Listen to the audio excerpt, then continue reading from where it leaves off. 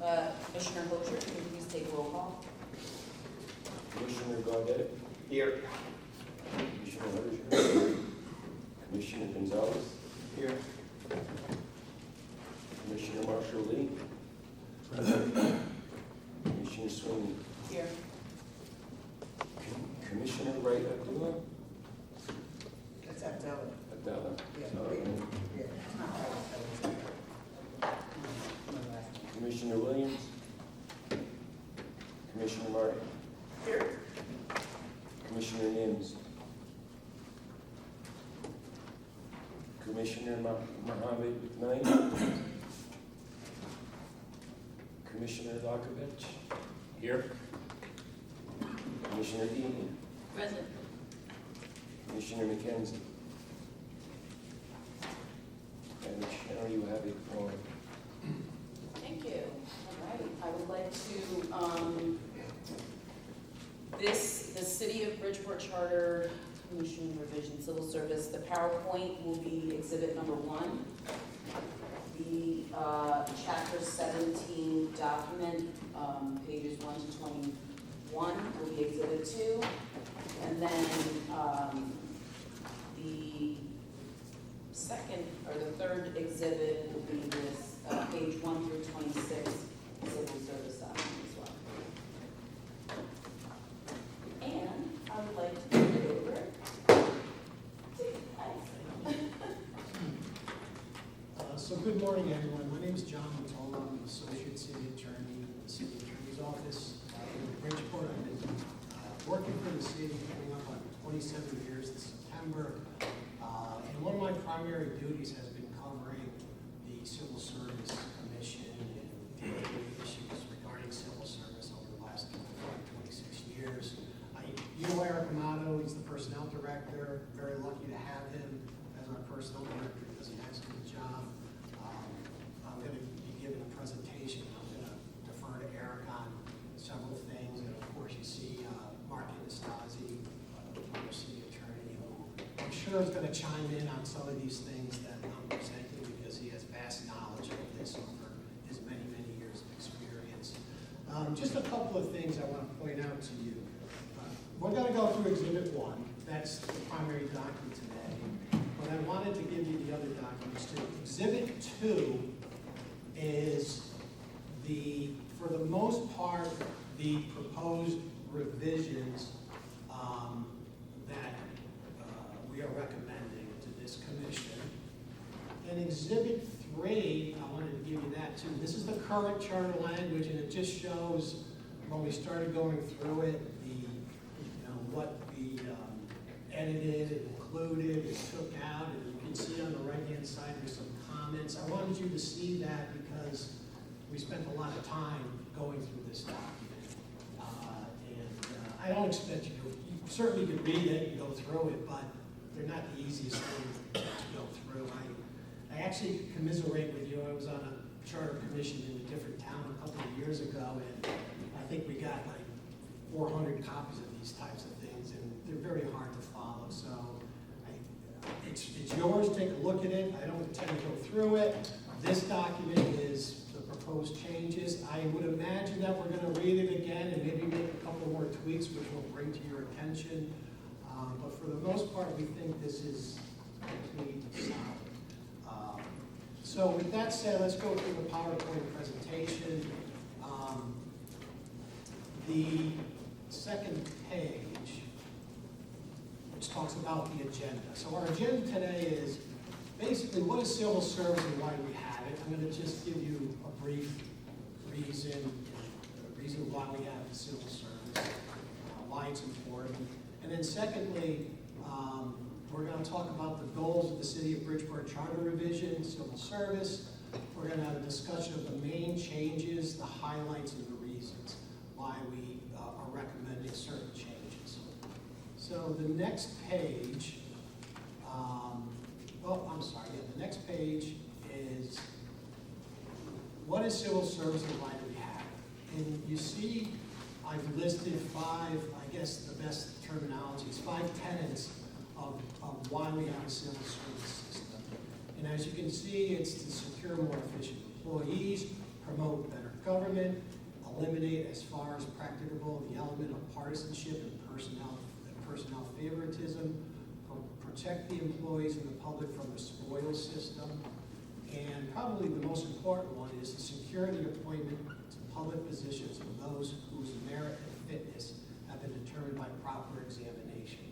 And so just so you all know, when we pretty much hire our employees here in Bridgeport based on a competitive examination process. And those exams are performed by Eric Romano's office as the personnel director.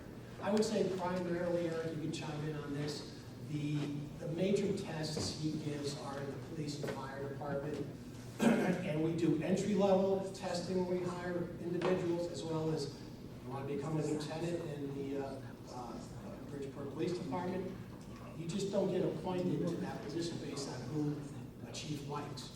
But what happens is there's a competitive examination process that is employed that Eric's office does.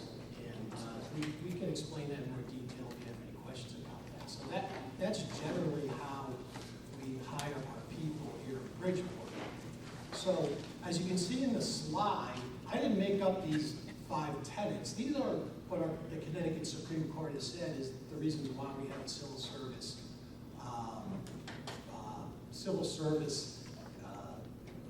concept in the state of Connecticut and actually throughout the whole country. So when we were looking at the current charter document and looking at where it needs to be tweaked and whether or not things should be changed, we kept all of these tenets in mind because they're very important. So that's the process we used when Eric and I and Mark and some of the other lawyers in our office were going through this whole process. So I just want to talk a minute about Section 205 of the charter, our charter, and it divides civil service into really 2 sections. Hang on, I need to tell you something. Two sections.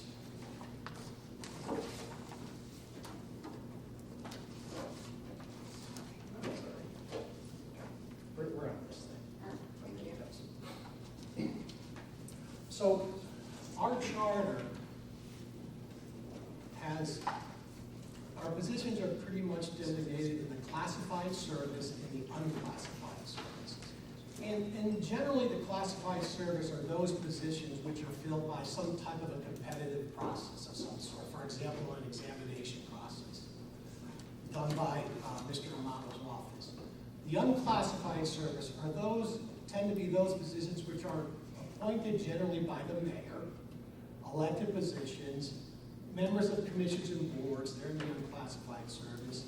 There are some Board of Education positions which are in the unclassified service. And generally, those types of positions are not filled through a competitive process like an examination. And just for your knowledge, Section 205.1 of the current charter, and we're going to keep that in the updated charter. Within the classified service, we have what's called the competitive and non-competitive divisions.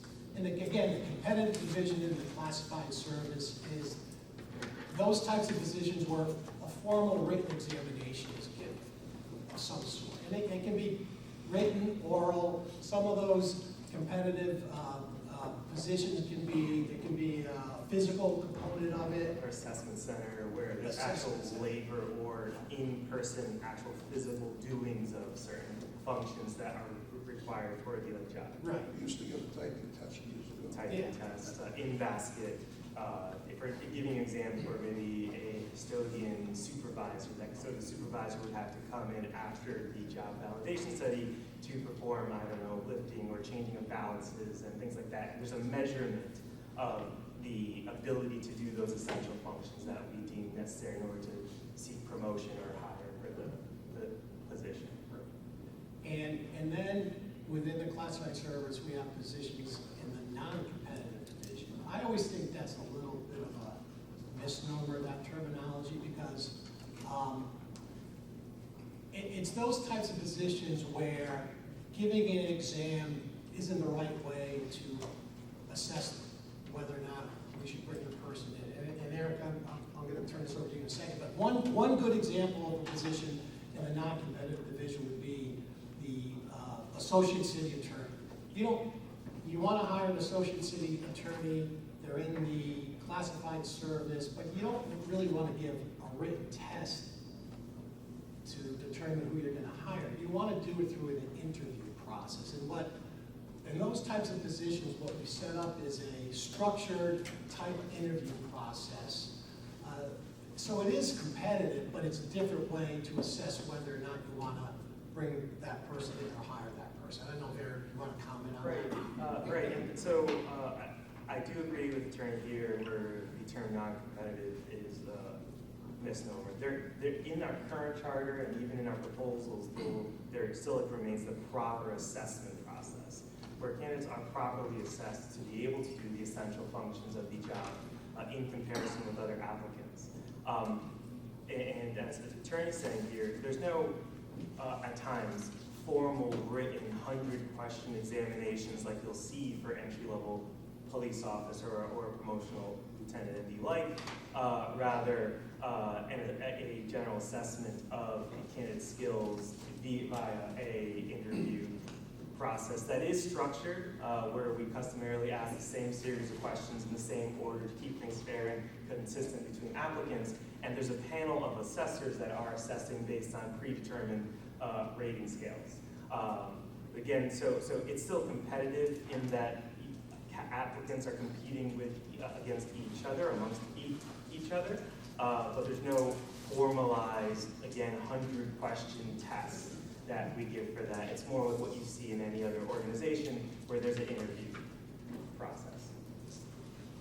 So those are just general concept of civil service in our charter, the classified and unclassified service. I'm going to get into that a little bit more later on in this presentation.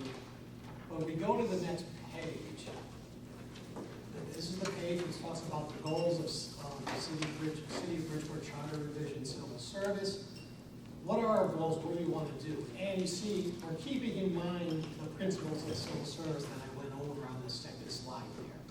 So what we were looking at is we wanted to look at the document to make the language clearer and easier to understand and eliminate portions that no longer are applicable. I'm sure you guys, this commission's doing that on other parts of the charter besides the civil service. So that's important to do.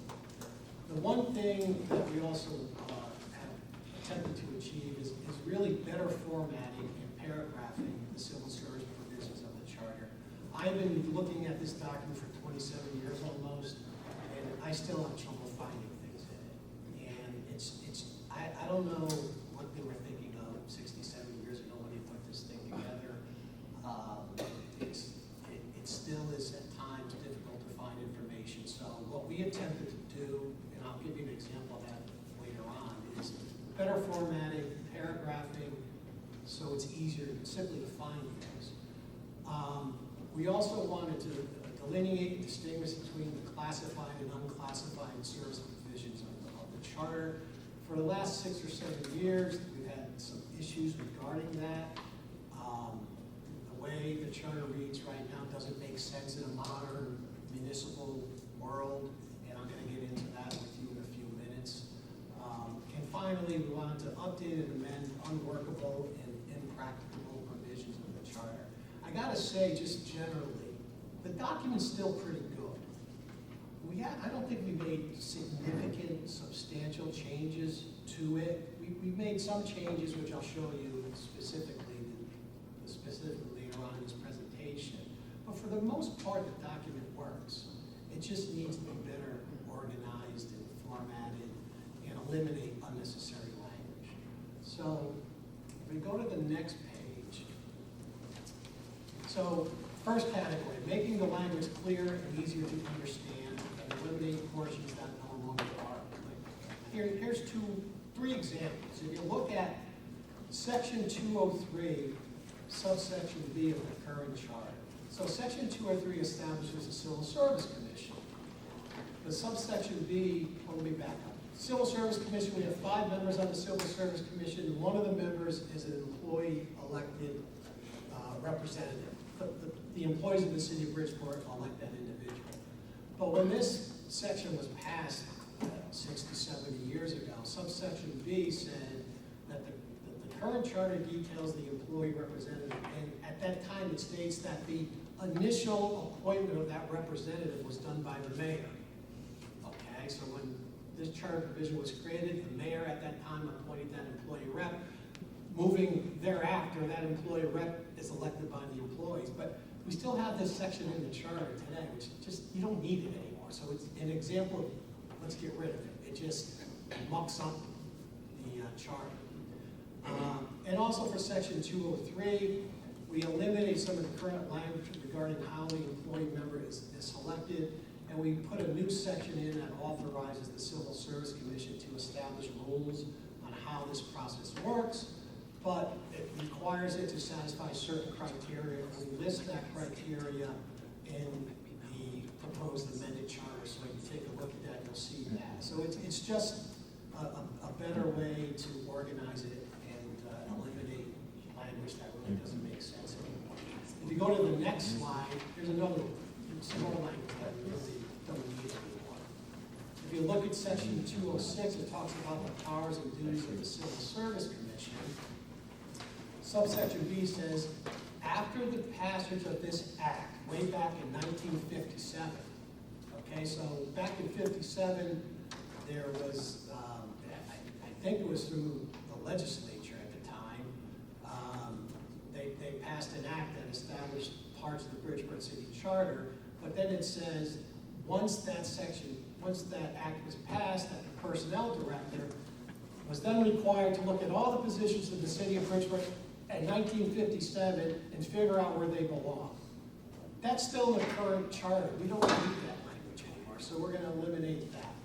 Sections 208A and C talks about, the provision talks about those persons who were employed when the act was passed way back in 1935. And we don't need that language anymore, as well as 1935. No, I'm not trying to disrupt him, sorry, I just want to get information to them as well. So what we're proposing is language that's in the current charter that talks about what we're supposed to do as a city back in 1935 and 1947. You don't need it anymore, so let's eliminate it. Cleans up the document a little bit. Through the chair, when was civil service last updated? 60 years ago? I think it was was it 1986, Mark? Civil service provision of the charter, to my knowledge, have not been updated to any of our charter revisions because of those pushback and concerns that we might be affecting employee rights. So the outdated language has festered for decades. Let's leave it at that. And you'll notice when you look at the current charter, the hard book, you'll see it's still numbered in the old numbers, like section 203. It's not numbered like the rest of the charter. We never even touched the numbering system for that reason, because you had some people in unions and civil service that were a little less sophisticated than people are today. And I think today's crew, through experience and court decisions, recognizes the need to clean up, as John said, ambiguity. Oftentimes, the parties on both sides, the unions and the city, would agree that the charter's been interpreted in a certain manner, and that's the intent. Then the court would say, well, the plain language says something different. So we got a couple of examples of that, where we have to clean up language that nobody ever intended. So,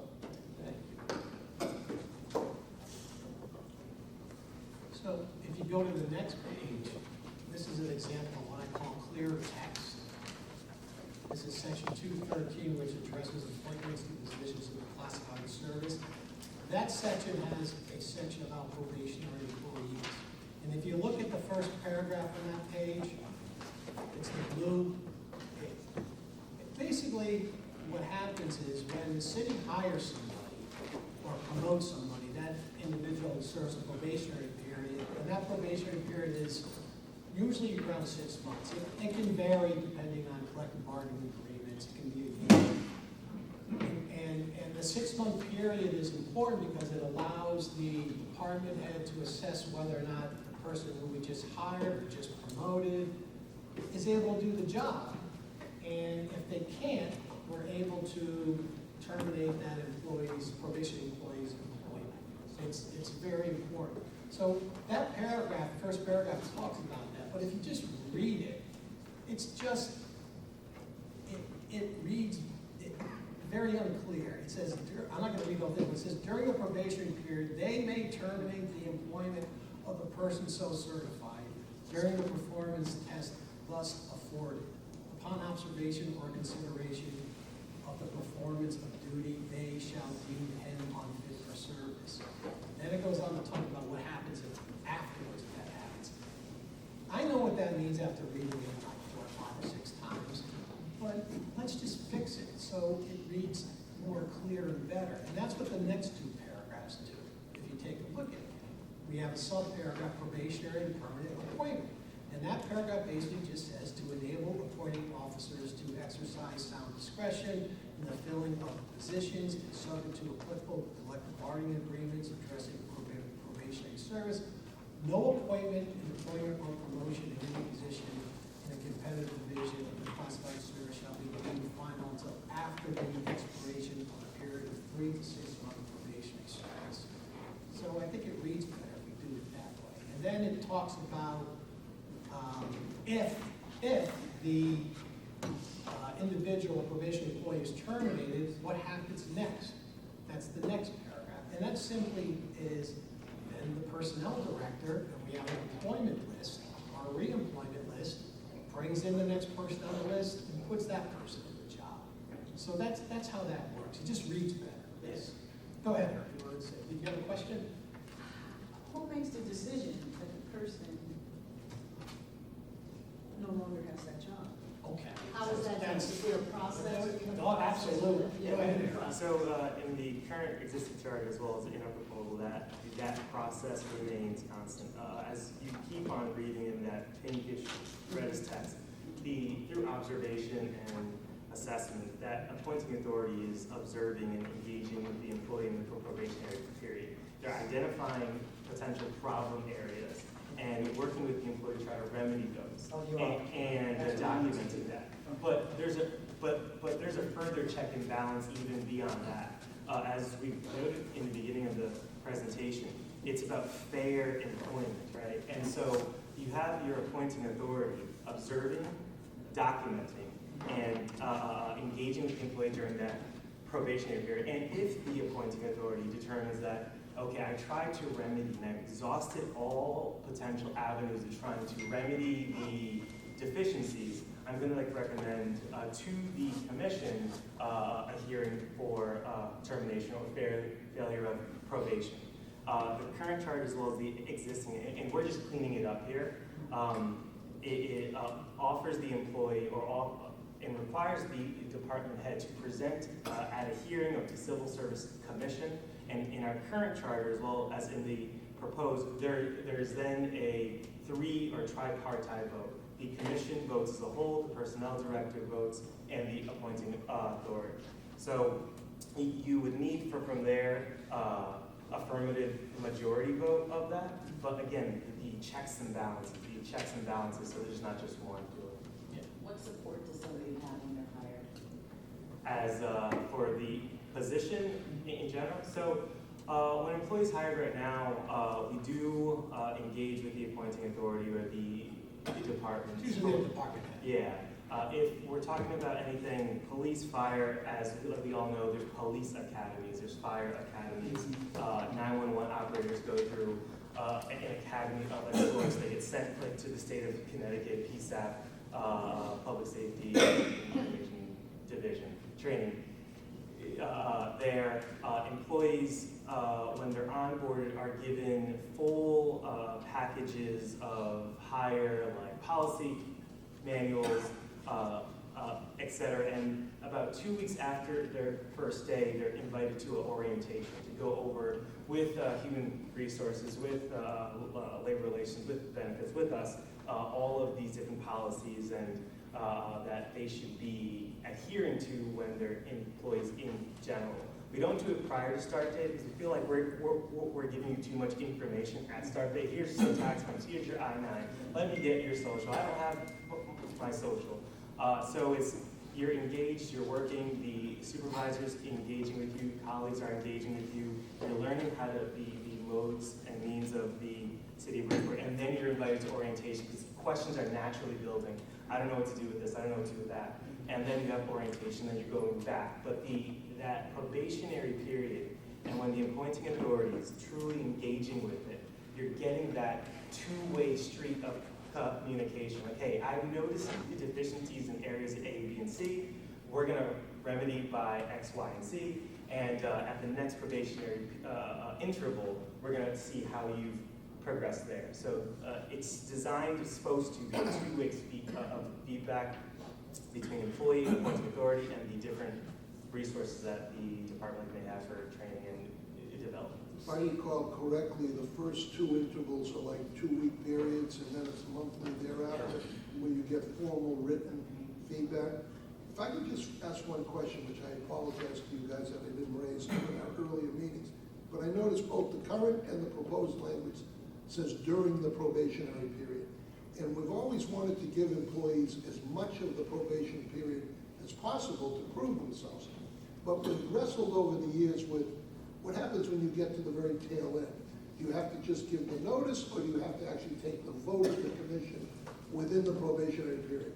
How is that worked out, and do we need to clarify? I think we tweaked that language a little bit. I don't know if your version has, because I have, what's that, 213? 213, yeah, I know we've sort of So as you're looking scheduled for special that, meetings. so as you're looking for that, I'll chime in response to like your question there. So ultimately, the employee serves a defined probationary period. Most of the times it's subject to collective bargaining that duration. The current civil service rules require that there's at least 2 or 3 evaluations to be done. And most of our collective bargaining agreements, as referenced NAGE, our National Association of Government Employees, embedded in the terms and conditions of that collective bargaining agreement or that union contract, requires that at a minimum 2 intervals of evaluation to be done and engage with that employee. If halfway through that probationary period, it's determined that by the appointing authority that the employee is just not working out, I tried to remedy in these avenues, and that has to be documented, that has to be presented to the commission, then they can request a hearing prior to. But if at the end of the probationary, like whether it's a year or 6 months, there is a form where the appointing authority has to make a determination of whether or not they've satisfied that probationary period or not. That comes back to us, and if it comes back no, there has to be there's a structured checklist and rating scale between a 60 and a 100, and for different aspects or dimensions of your work. I don't have it here with me today. But that is then, depending on the evaluation or the specific assessment for the dimension of work that they're working at is below a certain, like a 70, we error mark, and then all that's documented and presented for that Civil Service Commission hearing. So just a couple of things. That's all correct. And then, so you want to have the opportunity to terminate someone during the probationary period. Let's say the employee does something really bad, egregious. We're not going to wait 6 months and then get rid of the person. So that's one of the reasons. Our charter language, the question has become, as Mark indicated, that okay, the 6 months is coming up, and we want to get rid of this person. Do we have to have all of a sudden an emergency meeting of the Civil Service Commission, because if we don't get rid of this person at the end of the 6 months, they're automatically permanent? No. The way the charter reads is that no employee becomes a permanent employee until there's an affirmative vote of the Civil Service Commission, the department head, and the personnel director. So that gives you some leeway. And I didn't put it in this one, it's in section, in the PowerPoint, but in the updated charter, if you look at 214 subsection G, this is why when you read this thing, you always think of something. I don't even know if Eric knows it. So I said that a probationary employee may be terminated during the probationary period, or after the expiration of the probationary period by the majority affirmative vote of the personnel director, the commission, and the appointing authority or his or her designee. So it gives us, I think we're making it clear that if the 6 months runs, but they don't have a meeting yet, they can still terminate your probationary employment because there hasn't been an affirmative vote that the individual is now a permanent employee. So I threw that in. Yeah, and. That hasn't really Do been they have much the right of to an issue. appeal? Okay, do they have the right to appeal? So that's the hearing, right? Just to recall, admittedly, it goes back a decade or more, but there were a couple of occasions where with police, we had to call special emergency meetings on a Friday night.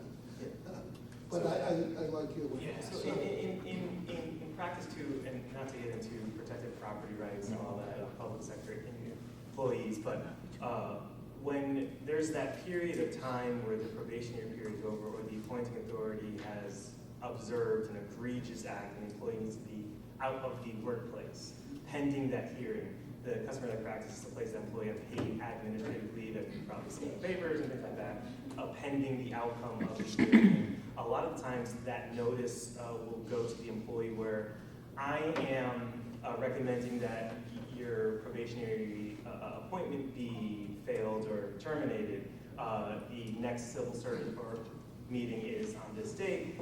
There will be a hearing where, again, you have that opportunity for appeal or challenge of my decision as the appointing authority of your failed probation. So that employee will go home, more likely than not, stay home. We're gonna pay you, because we have to under the law, until there's the civil service meeting that will address whether the probation should be terminated or not. Are they allowed to come to that meeting? Oh, yes, Oh, they yeah. have the And at representation. what point are you aware that this is going on? If there's a problem and somebody's not making their probationary period, do they contact you immediately and let you know that this is happening? Usually, yeah. They send you an email or something? like that? Yeah, There's a and notification. again, the probationary forms or the assessment forms that the appointing authority is doing during the probationary period to measure those dimensions that are structured, I spoke about that 60 to 100 scale. Those are created by the Civil Service Commission Office, they're approved by the Civil Service Commission, and it's required when we send the package of probation to the appointing authority to send them back to us as you complete each interval. Oh, okay. And it's required in the form that if the appointing authority assesses less than a 70%, they're required to supplement and add to that form, not just the rating, but also substance, content, like what's going on. And that's coming to us after that 2-week interval, that month interval, that month interval. And if my staff note that this employee has 60s or 65s and I'm getting a bunch of addendums, it would then trigger conversation. Okay, from you. Correct. And then just, sometimes you have, I guess I could say it this way, there's really no interest. We want to avoid terminating someone's probationary employment because we've spent a lot of money and invested in training in a person. So that's kind of the last thing that we want to do. And so let's say someone's not quite cutting it, but we think he or she's going to get there. They may extend a probationary period for a month or two. Right. So that happens sometimes. Commissioner, you mentioned probationary period, and you've used 6 months throughout. Is that for all positions? No. No. So a lot of it, under collective bargaining, there can be different probationary periods. The police, hiring an entry-level police officer, I think it's a year, right? Yes, it's 13 months. 13 months for entry-level, because they have to go through so many stages. So when I say 6 months, generally it's 6 months, but it can vary depending on the position. and So what's as been far as negotiated. wording and language within the charter, will we be distinctively saying 6 months for just during the probationary period for that position? A couple of things on that, that's a great question. So, under, two ways to answer that question. Under state law, if a union and a municipality negotiate terms or conditions that are different from a charter, the municipality's charter, the negotiated terms take precedence. So you'll see in a few places throughout this whole document, and even in this one, In your presentation. we said, to enable the appointing officers to exercise sound discretion in the filling of positions and subject to applicable collective bargaining agreements addressing probationary service, we have that language in there, so to make it clear, so there's no conflict. And Mark's suggestion, I think he's right, I haven't done it yet. We had, at the very end of the civil service, have like a provision that, in Mark's language, better than me, something that talks about, you know, collective bargaining and Notwithstanding anything here in Right. the contrary, everything is subject to, subordinate to collective bargaining provision. So, yeah, that's That is- what You we're, know, our state statute also has a check and balance on like that too, right? Where the state statute language requires that the negotiating parties, when presenting to the legislative body for ratification of that collective bargaining agreement, to identify those provisions or those terms and conditions that may conflict with our charter. So the state statute's requiring labor relations in our case, and the presenting body to identify, hey, we have something here, city council, that has a potential to conflict with our city charter. yes, sir. Through the chair, can I go up to 50,000 feet just to take consideration of the hard work that has been done here? How many employees does the city have, roughly? Including seasonals, you're probably looking at like 2,800. It gets up there in the summertime with the lifeguards and checkpoints. Okay, so that's full-time, No, full-time and part-time. full correct. And then that's not including Board of Ed. Okay, does the Board of Ed include teachers and others, employees? So the Board of Ed alone is probably like 4,000. So for purposes of this charter, you'll see the definition of teachers being in the unclassified service, subject to state statute. They have different roles, teachers. So I'm just trying to get my mind around who is, so if I'm a worker in the kitchen for a Board of Ed school, then I'm under civil service? Yes. Okay, so that would be good to have a chart, right? With the different locations of where employees and who is subject, who's on the and who's in the included part. Because, We're gonna get to that. It okay, is in the, thank you. In a couple more slides down, we're gonna talk about that, because that's been an issue. Okay, well, again, a visual is fantastic. PowerPoint is a visual tool. Copies of a visual tool are not visual in the sense that when you see it, you comprehend it better. I do, anyway. Yeah. And probably 30 to 40% of the public comprehends it better. Thank you. But just as an example, when I was city attorney and hired people over the years, on 2 occasions, support staff members were not doing well during their probationary period. So on those occasions, by agreement with the individual, and it has to be by agreement, we extended the probationary period an additional 6 months.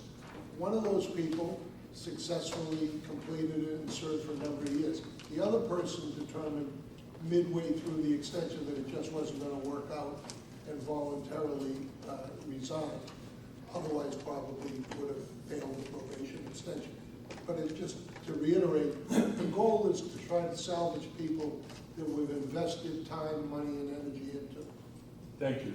The corresponding question, taxpayer question, is when the city gets grievances, and there are people in the room who have had to deal with this, when they get grievances, are they from the probationary period or the post-probationary period in the majority of it. They're not in the union Yeah, until so- they roll.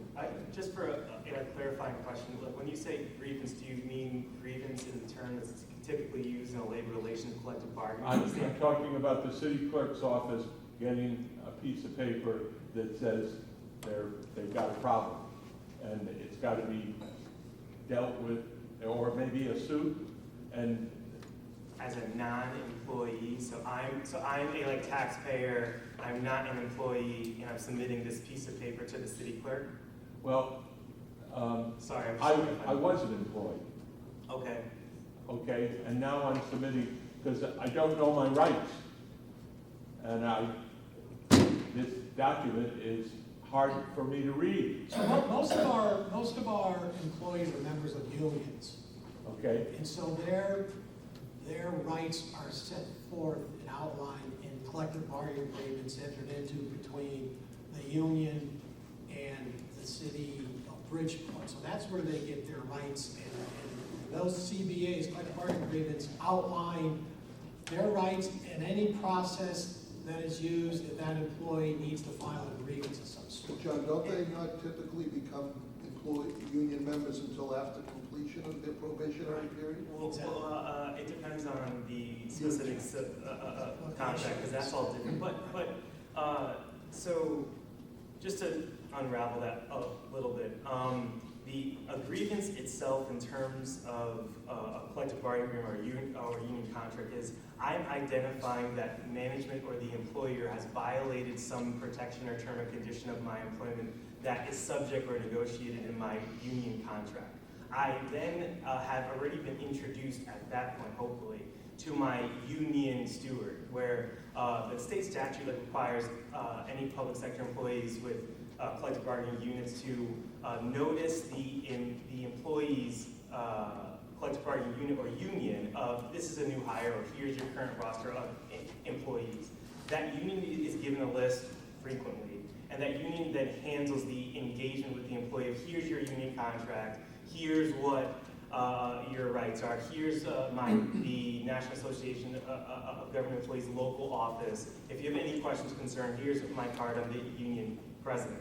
As I mentioned earlier, when the employee's hired, they're given a bunch of onboarding materials, not just their tax forms, I-9s, things like that, but they're also given all the policies and procedures, SOPs. And then we schedule that orientation. The orientation then navigates the employee through PowerPoint in the city council chambers. There for every employee, here's the K drive, and our K drive is what our policy drive. And employees are, if you have a question of attendance or sick or personal time, you engage with that, and the policies itself specify if you have a question on bullying, if you feel like you're being harassed, you can submit that complaint to the Office of Labor Relations or HR.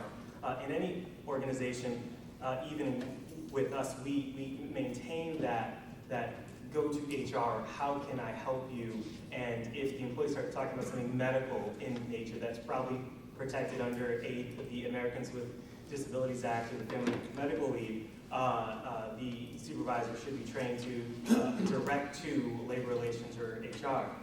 When we're talking about the terms and conditions of the charter, they're again given those policies and orientations and advice on how to navigate where to go. And a part of the clearer text thing, like just to go back to the PowerPoint that we're talking about here, everything is written in very block text, and everything's embedded in everything. Our subheaders with the subsections here clarify where you can keyword search, termination, probation, and it pops up, right? And so the clarification pieces that were presented here today should assist in aiding in being able to allow an employee that's dealing with this very large document to be able to navigate better. Because right now, it's in big block text, and it's embedded in what? It's saying thus and shall and if. And right now, we're taking all that out and changing it to modern, more easily. Thank you for your explanation. If you go to the next slide. Yep. I'll give you an example. Look at the next page. Better formatting and paragraphing the civil service provisions of the charter. This is the current section 213A, that long paragraph that deals with positions in the competitive division of the classified service. It is chock full of information, important information. So this is not better formatting. No, but wait, finish I was like, the title does not match what I'm seeing. So what we did is, go to the next page. Here we go. So we just broke it up and did subheadings so you can find what you're looking for. You know, it didn't really change the language of that massive, ugly looking paragraph. We just better organized it and made it more readable. So that's, and that's one example. We did this, if you look at, you know, exhibit number 2, you're gonna see how we did that for other areas too, okay? That's an example. So, if you, John, Yes. Taisha raised an issue that I'm not sure we have clarified sufficiently. The section with respect to probationary employees, is that clear that it applies, I'm looking at 207, is it clear that it applies to both competitive and non-competitive? Yeah, so we Make sure actually, that's clear, yeah, because yep. we need it for both, So obviously. there's provisions in the current charter as well as the proposed that specify that the probationary period is for the classified service. The classified, as we spoke about earlier, consists of both competitive and non-competitive But this divisions. specifically says competitive, and your slide, this one with the 3 colors, probationary, permanent appointments specifically calls out competitive division. we changed it, Okay. with the slides into the updated. We actually caught that after we did this. I think we caught it like yesterday, the day before. We have it in subsection G of Page 14 of the page proposed. 14.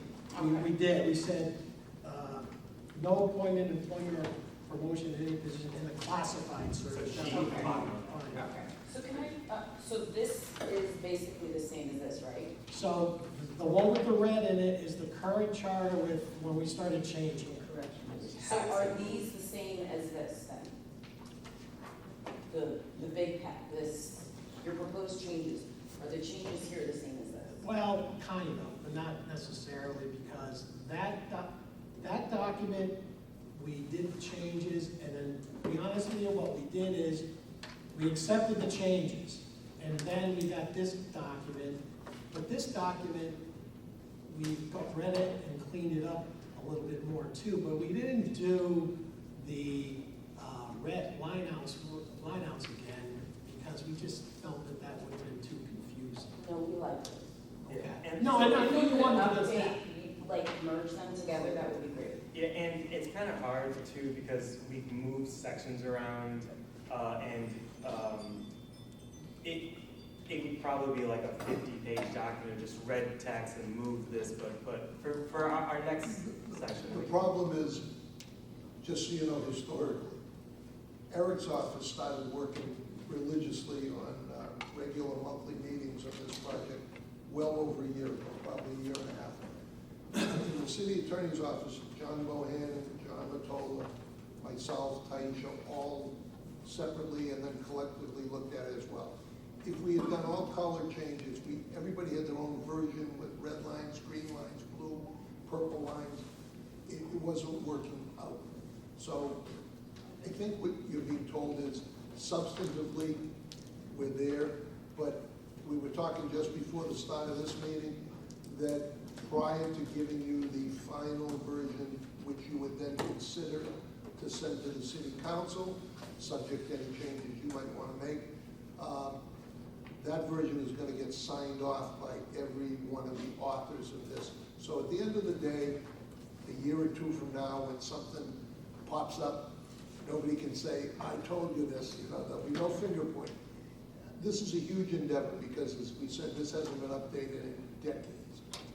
It may not be the last time this section is modified. There may be subsequent, and probably will be, and hopefully will be, subsequent charter revisions where more issues may pop up, either through litigation or otherwise. So can I ask this, are these all of the changes, or do you have more changes coming? These are all the ones at this point. We're not getting another packet of different No, changes? no, this is pretty Just much editing, cleaning up. cleaning up, editing. So I want to just, I mean, like, as of 5/31/2025, yes, these are the proposed changes. And again, every day when we go through it, I'll go through it like right now, and like, okay, like, I think that needs to get tweaked. So I think we're scheduled again Tuesday or Thursday. But the content, the substance, the core essence of what this is supposed to be, bit like this is it, but there may be a comma that needs to be added somewhere, or a or, which has a big impact. So convention's fine, but if there is any, because, we looked at the original, now we're getting this, and, as you can see, I tore up that section, the whole section. So I am gonna go through this, I just don't wanna get something else, and then it's all changed. No, we won't do that. The substance, the core of that is still there. So this is it, thank you. If I may, I have more than comma changes, so can we use exhibit 3 and just do red line from there? Yeah, For the next two. version, you know what I mean? Exhibit two. Two. This is exhibit two, no. Oh, this is red line exhibit 3 2? is the red line, 2 is their proposed. Yeah, so I'm saying take the clean copy, what is today the clean copy, That's two. Yeah. and now, and do red lines off of this You one. can do that. And then eventually we'll accept those too, but this is Yeah. their work. I like that Just- suggestion. Yeah, that's what. So if you do make any, and then maybe if you send it electronically, if you have changes. Yep. Yeah, I was gonna say, through the chair, if I may, one of the, as what Mark was alluding to, when you have multiple authors and people editing and stuff like that, how is this commission typically handling, where, Commissioner Deb has edits, Commissioner Faith has edits, Commissioner Hosher has edits, and then it's, here you go, here's 20 packets. Is that what you guys are typically doing, or? We're giving it to, so, we're giving it to Taisha and she's typing it. She's doing all the work. So I think it's fair that exhibit 2 is the one, if we're gonna make edits to it, we can redline this document. Okay. This is a little different because this topic, you're coming with concepts and changes, whereas other things, it's coming from the commission out, you know what I mean? So that's why after the fact, she's taking our changes and writing. Through the chair, this is what we have today, this is what we're going to get. Can you tell me what dramatic changes are going to be made that are going to affect employees from year to year? Right, no, are there gonna be any dramatic changes? Well, we're gonna get to And if there are changes, Yep. you need to know exactly. Yeah, We're gonna get to yeah, it, yeah. yep. We didn't get past probation yet, so. We'll go. If you go to, see the classified and unclassified service provisions of the charter issues page, I think it's page, it's my page 11, I don't know what pages came out, Of the of the PowerPoint. You should put the notation. 10, so you're talking about this? Yes, that's it. So, The header is classified and unclassified service provisions of the charter issues. so what this talks about is, why this has become an issue that needs to be corrected. So the current charter section 205 talks about the classified and unclassified service. And you'll see the civil service is divided into the classified and unclassified service. And the unclassified service consists of, and I have positions not subject to civil service competitive generally, but if you see, our charter lists those positions in the unclassified service. It's the mayor and all offices elected by the people, all executive offices or positions specifically created by charter, and the method of filling, which is governed by the specific and express provisions of the charter, including the civil service commissioners, the superintendent of schools, the assistant superintendent of schools, superintendent of the Department of Public Welfare, members of boards and commissions appointed by the mayor and serving without pay, members of any board or commission appointed by the city council, all classes of teachers in the school system of the city, the deputy director of public works, the assistant city treasurer, the assistant town clerk, the assistant city attorney, and the assistant city engineer. Our charter says that these are the only positions in the unclassified service. This provision was passed 67 years ago. And then it goes on to say, if you look at number 2, the classified service. The classified service includes all other offices or positions existing at the time of the passage of this act or thereafter created. Okay, so unclassified service, those positions that I read, that's in our charter. Classified service includes all offices or positions existing at the time of the passage, other than those ones in the unclassified service. And every single position created thereafter is in the classified service. So if you go to the next page, why this is an issue, and has been an issue for several years.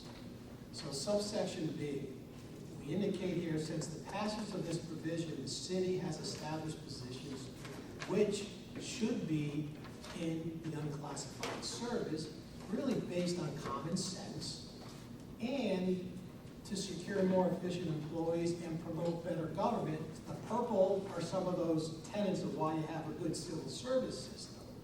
So since 70 years ago, we have created positions that 70 years ago we didn't really think about.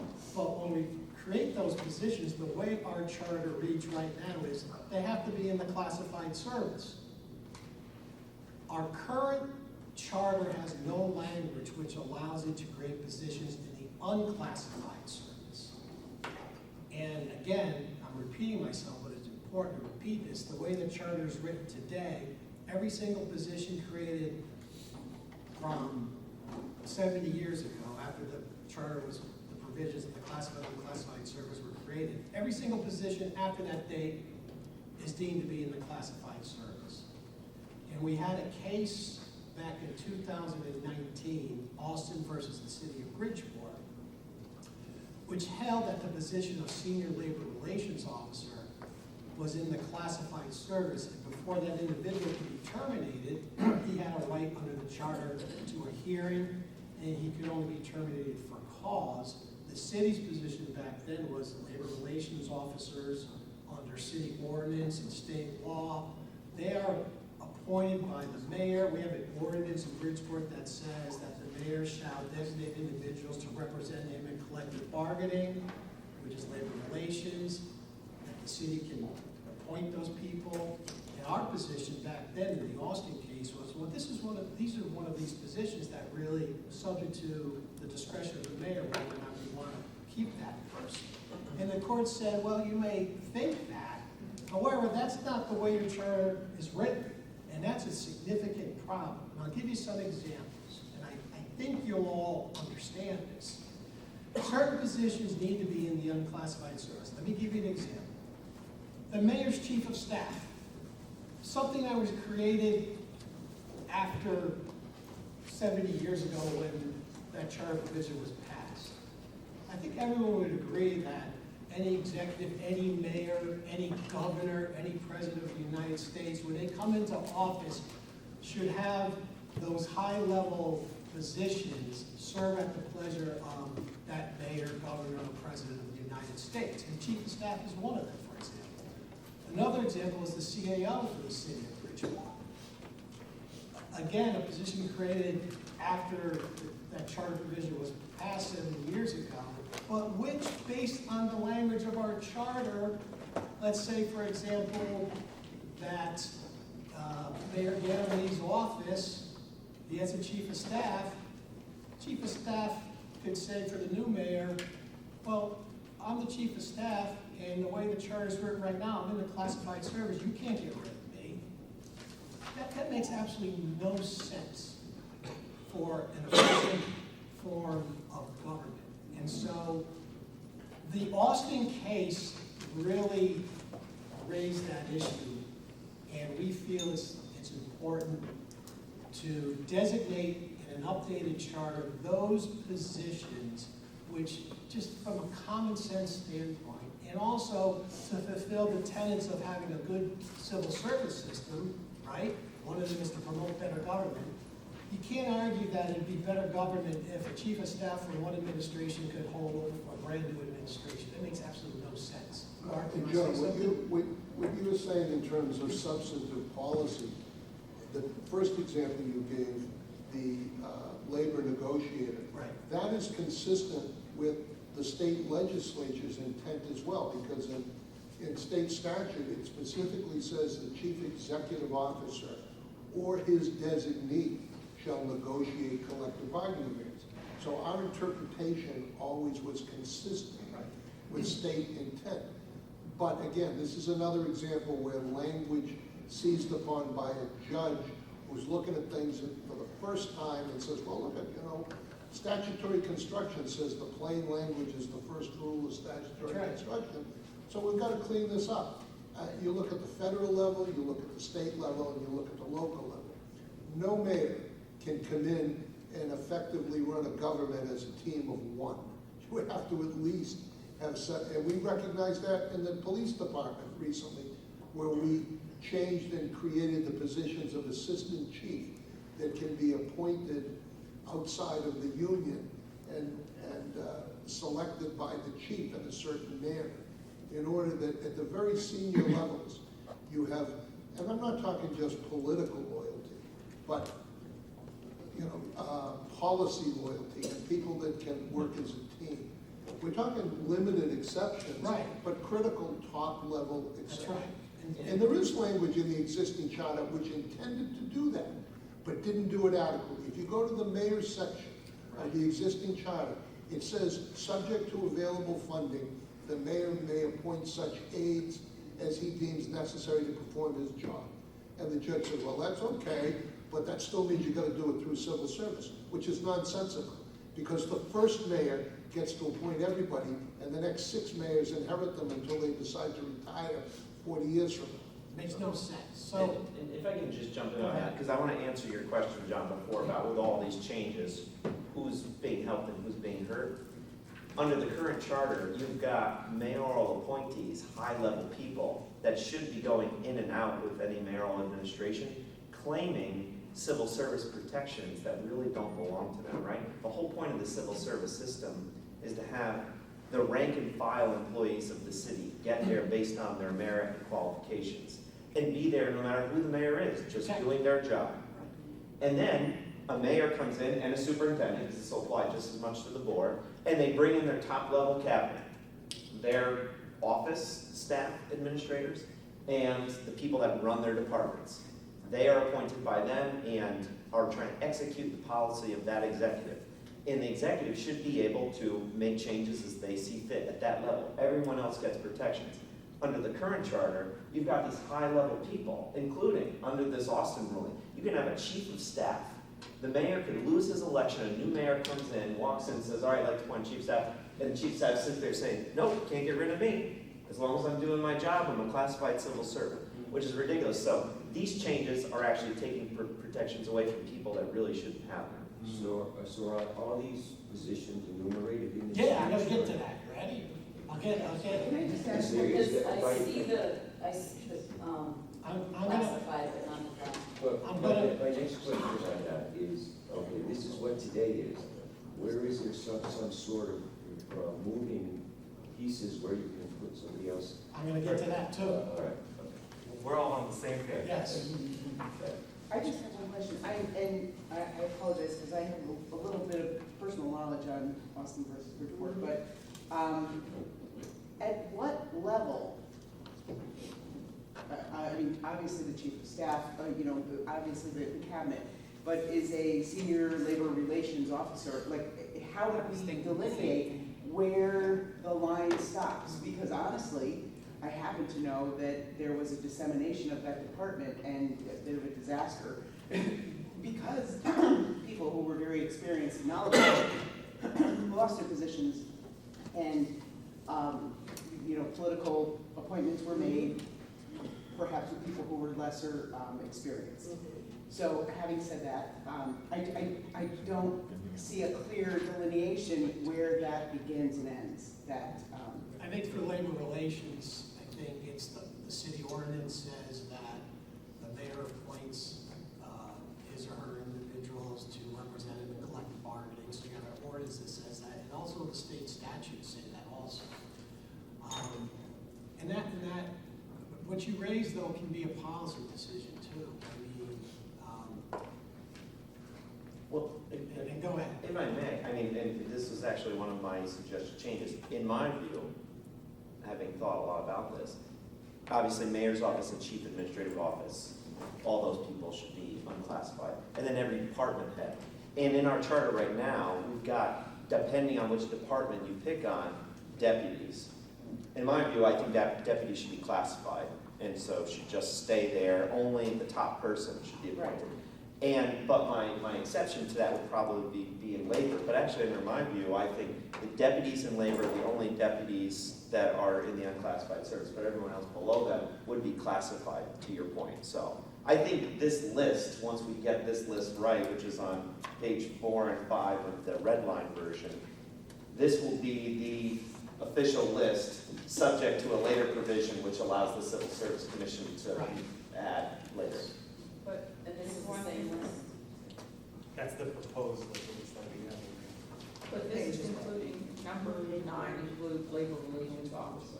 I mean, we're going into that. Right, well, that's gonna be our conversation right now. We can talk about it. And it does sound like there's a mixed opinion on the floor right Yes. Is there consideration, which we're finding that we're asking you questions and you're telling us to go to, that you're going to reveal the answers to those questions later. So I'm content if that's what you answer me, respond to me with. I'm concerned about the rights of an employee who is effective in and has risen in responsibility in city government. And a new mayor comes in and wants to appoint them to a position that takes them out of civil service. Do they have any rights to, when their service in this extra situation is over, do they have any rights of coming back under a protected system? Was that considered? That wasn't considered. I think it's happened over the years, Mark. I don't know if you want to chime in. I think that's the decision of the employee who wants to make a jump. There are examples, and I think a good recent example of that was our emergency services director. Scott Appleby, if I recall, was in a bargaining unit position, and when he took a higher position, he voluntarily stepped out of the union and took that position. The problem is, if you then allow people who are in the unclassified service to bump classified employees, I think it was our position that wreaks havoc on the classified system. So people have to make professional career judgments, and when you get to that very pinnacle, you know, the Tom Gaudets of the world, I think we'll have no problem finding alternative employment if the next administration doesn't want to retain him as CAO. And hopefully that would be our call and not yours to go somewhere else prematurely, as the mayor said. But the point is, you have to draw a distinction, just like elected officials have a term. And some of the other unclassified positions are appointments for terms of years. The health director, for instance, by state statute and charter is a 4-year term. City attorney is a 4-year term. So, I mean, these are things that clearly can be talked about. Probably the intelligent way to do it, or one intelligent, I'm sure there's other intelligent ways, but one way would be, now that we've probably reached that, to actually talk about and take a look at each of the positions that are being proposed. It's not magic, it's the collective work of those of us who've been working on it, but primarily John and Eric have taken the lead, and Tom has weighed in heavily in this because it's something near and dear to his heart as CAO. He knows who should be sharing a mayor's philosophy and strategic vision in order that an incoming mayor is not saddled with the team from the prior administration. There are people, by the way, over the years who have been retained by subsequent administrations because they've done just what you said, an outstanding job. We have people in the current Ganem administration who served in the Finch administration who are still there because their talents were recognized. And Two the city come to attorney mind, the served finance for 5. director, the OPM director. And I raised the Yes, the question, city attorney that served for about 5 administrations. Oh, you don't have Somebody else. I raised the question because we're back to page 2 or 3. What is civil service, why we have it, to secure more efficient employees. So there's the track. When you're off the employee track and you get appointed to one of these positions, you have any rights to get back in. You make a good point about moving up and efficiency as perhaps being less important about that particular person's rights than budget. Well, you certainly would have the right to apply to an open position that a new administrator is looking to fill. Now, the question I think you're leading to is, do you have what we call bumping rights to bump back to your Yeah, old I job? wasn't going to use that, but I just, was there, I would have put a reserved right to enter at some level. Okay, there are examples. There are examples, and Eric can talk to this better than I, but there are examples where unions, on behalf of their employees, have negotiated additional duty provisions and these types of things, where somebody takes on additional work and performs a function, but they have the right to retain their original position.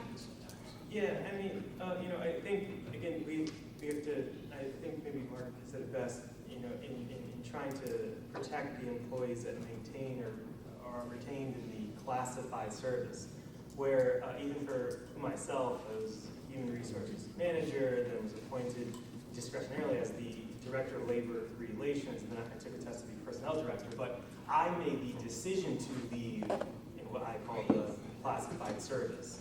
And if I just stayed there and the administration changed, then I should go with the incoming administration. I think respectfully, you would break the system if you allowed for unclassified appointees to be able to displace employees that they themselves were then testing into roles for, that backfilled that person that just left or vacated the position that was in the unclassified system and now went to the unclassified system. So it would wreak havoc. So let me summarize, is what you're saying is, I've raised a question, you've responded to it, and while no serious attention was spent on the rights of an employee who was once classified, having considered his opportunity or her opportunity to move up, giving up the classified position to go to unclassified, whatever group of people we decide should be included in that group in the charter. That's the finish of it. Their own abilities, their own experience, training, and I, in favor of a new administration, will be what determines their opportunity at that time. They made a choice. Yeah, Thank you. Thank you, Chair. That's all. Yeah, I don't mean to No. extend something,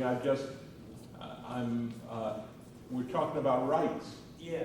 So it's the rights of an individual against everybody else. And I just want to make sure that there's a reason why we're not dealing with this in a bumping rights way, your language. Thank you. Through the chair, I think we need to pay close attention to the changes that we're proposing One example is here at the city attorney's office, number 11, under what do we do to correct the charter issues. It's under consideration to take the mayor out of that decision. So we have to make sure that we don't have contradictions embedded in charter that we're working on right now. So what, if you go to the next page, section 205, we listed the positions that we believe, something to your discretion, should be in the unclassified service. And I'll go through this with you. Obviously, number one is the mayor, city clerk, town clerk, and all officers elected by the people. I guess there's something possibly going on with charter revision of the town clerk, city clerk, so I guess we can revisit that one, but I put it in there now. Number two, employees appointed by the mayor to assist the mayor in his mayoral duties, including, and we list the positions: the chief of staff, deputy chief of staff, chief administrative officer, assistant and deputy chief administrative officers, communications director, and any positions deemed necessary for the administration of the office of the mayor created under the provisions of this chapter. These positions serve at the pleasure of the mayor. And then 3, all offices or positions specifically created by charter and the method of filling which is governed by specific and express provisions of the charter. That's the current language of the charter. And then 4, all classes of teachers and administrators in the school system of the city. So they're separate teachers and administrators because they're certified by the state. That's currently language in the charter. The superintendent of schools, deputy superintendents, and all employees of the Bridgeport Public Schools and the Bridgeport Board of Education. And then we added this language, including all executive positions, and you see, I say, need this from the superintendent. I just got something from the superintendent last night that we need to take a look at, and I'll share that with you once we take a look at that. And what we envision are, those are some of those positions where a new superintendent comes in and he or she hires his own or her own chief of staff. But those positions should be in the unclassified service, those high-level positions on the Board of Ed side, like Director of Human Resources for the Board of Education, Chief of Staff, Communications Officer for the Board of Ed. They have some of those positions over there. They should be in the unclassified service, similar to the mayor having certain positions in the unclassified service. So, And just to chime in really quick, my apologies. So our current existing charter right now, and maintains people, and it's maintained in our current proposals that right now, if you left alone, any position in the Board of Ed that has a certification for either teaching or an administrator's license issued by the state of Connecticut is designated the unclassified service. And so when that superintendent is appointing a chief of staff, if they wanted to, I would think it would make sense for that chief of staff and the superintendent to have an administrator's license issued by the state of Connecticut. So they can avoid a lot of the issues as long as they kind of maintain the integrity of their appointing systems or when they're creating classifications. So again, that's in the current charter now, and we keep that proposal. right. But for clarification, the person who does their public facilities would not have such a Right. certification, but you would certainly want them to be part of the cabinet. Exactly. of the So- superintendent. Okay. So, yeah, we So just. wait, I need to go back over. Sure. So you're saying that all of like assistant superintendent of teaching and learning, assistant superintendent of whatever, well-being, let's say, you're saying they have to go when the superintendent goes? So so they're not in the civil service system, and he was now. Because they have to have a state certification. I know, I'm an educator, so I know that, but it just sounds really like, so for example, in my district, we have a current superintendent, but before that, those high-level positions didn't change because they're hired positions, they're employees. What we're saying is they don't belong in the classified service of the civil service. They're a function of the Board of Education, the Bridgeport Public Schools, and they shouldn't be included as classified positions. And they're not under our charter, Eric, because, and correct me if I'm wrong, because our charter specifically exempts those positions, teacher administrative certified positions, administrators on the Board of Ed who are certified by the state. Those are the easy ones, right? because we're not changing. We're not changing anything. that at all. Right, Exactly. and from hiring and firing, right? And we also have to keep in mind that those positions are probably covered by a collective bargaining agreement, right? Exactly. And so they're protected under, so they're unclassified. And But there's statutory Right. requirements that they be given a hearing before termination. Correct, and they're already protected under their CBA, state statute, and depending on how they were brought on, maybe a contract, right? So just because you're unclassified doesn't mean that you weren't picked up by a collective bargaining union. I think in the Board of Education's case, it's the Bridgeport Administrators Union. So they're, and they're public sector employees, so there's other federal regulations that protect them from like that standpoint. So it's not, that, but. A lot of these positions that we list, they're actually in the current charter right now, and they do say they serve at the pleasure of the mayor. I don't know if you're making any change to those things, those sections of the charter, I don't think you probably are. But we felt it was good to list them here too. Example, the director of public facilities who shall serve at the pleasure of the mayor, that's in the charter now. The director of policy and management who shall serve at the pleasure of the mayor. Director of finance who shall serve at the pleasure of the mayor. The city treasurer who is appointed pursuant to provisions of the charter. So our current charter, and you guys are right, if you're changing that, we gotta make sure that what we say here complies with any changes you make. But our city treasurer is appointed through a process outlined in the current city charter. This is the one that, you may wanna take a look at. The director of labor relations, the deputy director of labor relations, and labor relations officers will serve at the pleasure of the mayor. That's really something we can have a discussion on, whether you want to include the labor relations officer or even the deputy director there. The city attorney was appointed by the mayor pursuant to the provisions of the charter. That's from the charter. Not like the health director has a specific term of office. Right. And then just going through this, the assistant city attorneys, we have in our charter position of assistant city attorneys who shall serve at the pleasure of the mayor and the city attorney. I'm an associate city attorney, and assistant city attorney we've had those over the years, we don't have them now. They're part-time attorneys who work part-time in the city attorney's office, serve at the pleasure of the mayor and at the pleasure of the city attorney. I think that was. We've changed That's it what to we- just As a the city city attorney, we removed the mayor. And I think Mark hits on something that's really important, the whole terms, right? So if we're making changes throughout the charter to assign terms to certain positions, they should really be in the unclassified service, right? Because if they're in the classified service and this commission establishes a 2-year, 4-year term, you can't just get rid of it, right, at the end of that term because they're in the classified service. So if there are any changes or terms applied to certain positions, they should be in the unclassified service. We also have, I don't think we have a current director of Parks and Recreation, but the charter has it. And if we bring that position is going to be funded, that they are, under our current language, the appointment and term is governed by the provisions of the charter. The next page, we list a few more. The director of planning and economic development, who shall serve at the pleasure of the mayor. Again, these are these high-level management positions. That's what we're talking about here.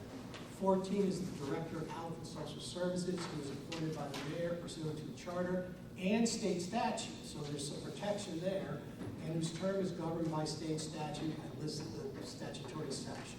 Okay. The IT director, that's not mentioned anywhere. That's one of those high-level positions. Central grants director, deputy registrars appointed by each registrar. That's our current charter language. They serve at the pleasure of the registrars. The assistant chief of police, that individual serves at the pleasure of the police chief. A few years back, and I may be mischaracterizing this, but there was a negotiation with the police union that the city could bring in the assistant chief of police who serves at the pleasure of the police chief. Is And that that right, was Mark? necessary because the county charter says, all, so all positions in the police department are in the classified service. So you had to negotiate with the union, have the city council approve it to create positions outside the union. And obviously, if somebody's gonna be outside the union and you're taking them out of the classified service, you want them to serve at either at the pleasure of or a term of years, one or the other, because you don't want them having only just cause removal. So a lot of these are not really changes. They are. They're just listing them. We're collecting the positions, like health director, city attorney, that have terms of years, and others that serve at the pleasure of, and putting them in one place, because otherwise they were scattered throughout the charter and hard to locate. Right. So we're trying to identify, but not many of these are new. No, there isn't. There's nothing really, if the really, the nuts and bolts of this, the new stuff is in paragraph 2 on the previous page. Those are those positions, chief of staff, deputy chief of staff, those types of things. You know what we should do, Okay, John? previous page of what document? The PowerPoint. You know, if we didn't do it, we should do a cross-check and take a look at we have an unaffiliated salary grid, as you know, that covers positions that are non-bargaining unit.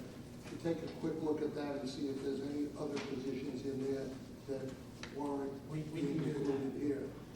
The other thing, if you go, again, finishing up on what we listed here, Director of Legislative Services is a new position, relatively new, right, in the last few years.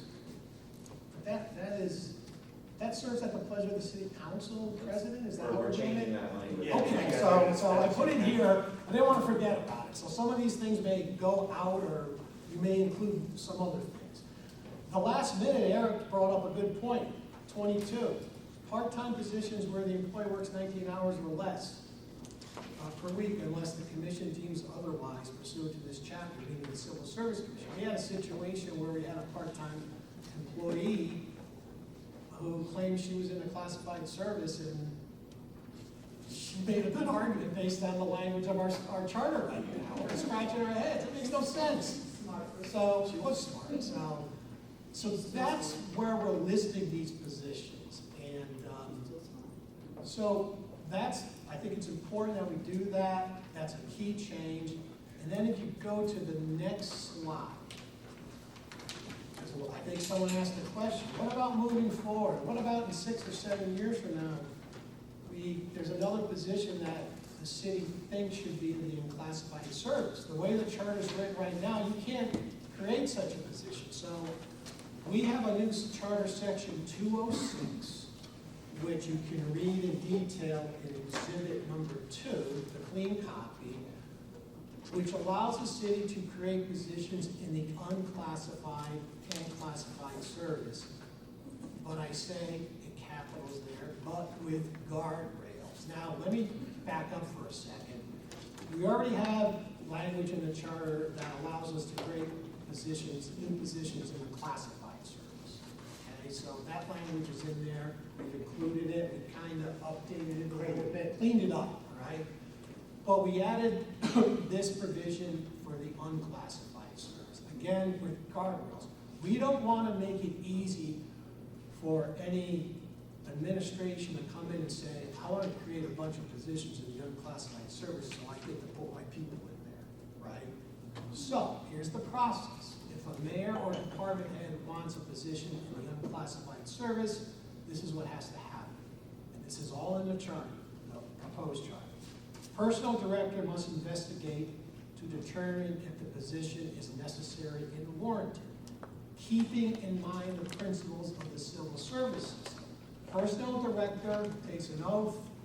He is supposed to be the guardian of the civil service system. And we have in the language keeping in mind the principles of the civil service system when he or she's doing the assessment of whether we should have a position put in the classified service. But the chair of the personnel director is He's appointed by the mayor, correct? No, And then he's, serves he, at the pleasure? no, he's appointed by the Civil Service Commission. He doesn't serve at the pleasure of the mayor. So Through an exam. So the personnel directors in the competitive service, I had to test and compete and score one in order to get the position. And our current charter establishes a rule of one for those exams where they're ranked on what the charter says, their excellency, I think currently. But you're one based on highest score, you're two based on the next highest score, and we're required to sequentially appoint from top to bottom. So you have to, so the personnel director. He's not going anywhere, pretty much. Smart move. You know, That's what it's there now. Well, what I did say, like not to digress, is that if I'm going to be considered for the personnel director and give all tests, I should be tested to give all tests. So it's just common sense. So he does his investigation. Then, if he concludes it's necessary and warranted, he's got to bring his findings to the Civil Service Commission, and they have to approve it. All right? Let's say the commission says, yes, we agree, not over yet. That then has to go to the city council for their approval. So it's not an easy process, and the city council has to take a look at it too. A couple of caveats: if the commission determines the position is not necessary or should not go in the unclassified service, it shall transmit this to the city council, and the commission's decision is final unless the city council within 60 days decides otherwise. So the city council could overturn based on our language, proposed language. Through the chair, in order, can we change that from a simple majority to a two-thirds majority? You could do that if you want. That's better safe, I believe. And note that the council weighs in either way. They weigh in if the civil service recommends the position, and they also weigh in if the civil service rejects the position. So the council's the final arbiter, whether it's by simple majority or two-thirds. So I think we should determine that whether it's a simple majority or two-thirds written into this. We can do that, absolutely. And then E, if the personnel director says it's unnecessary, he could say, no, we don't need that position. Or he could say, well, we need the position, but it should go in the classified service.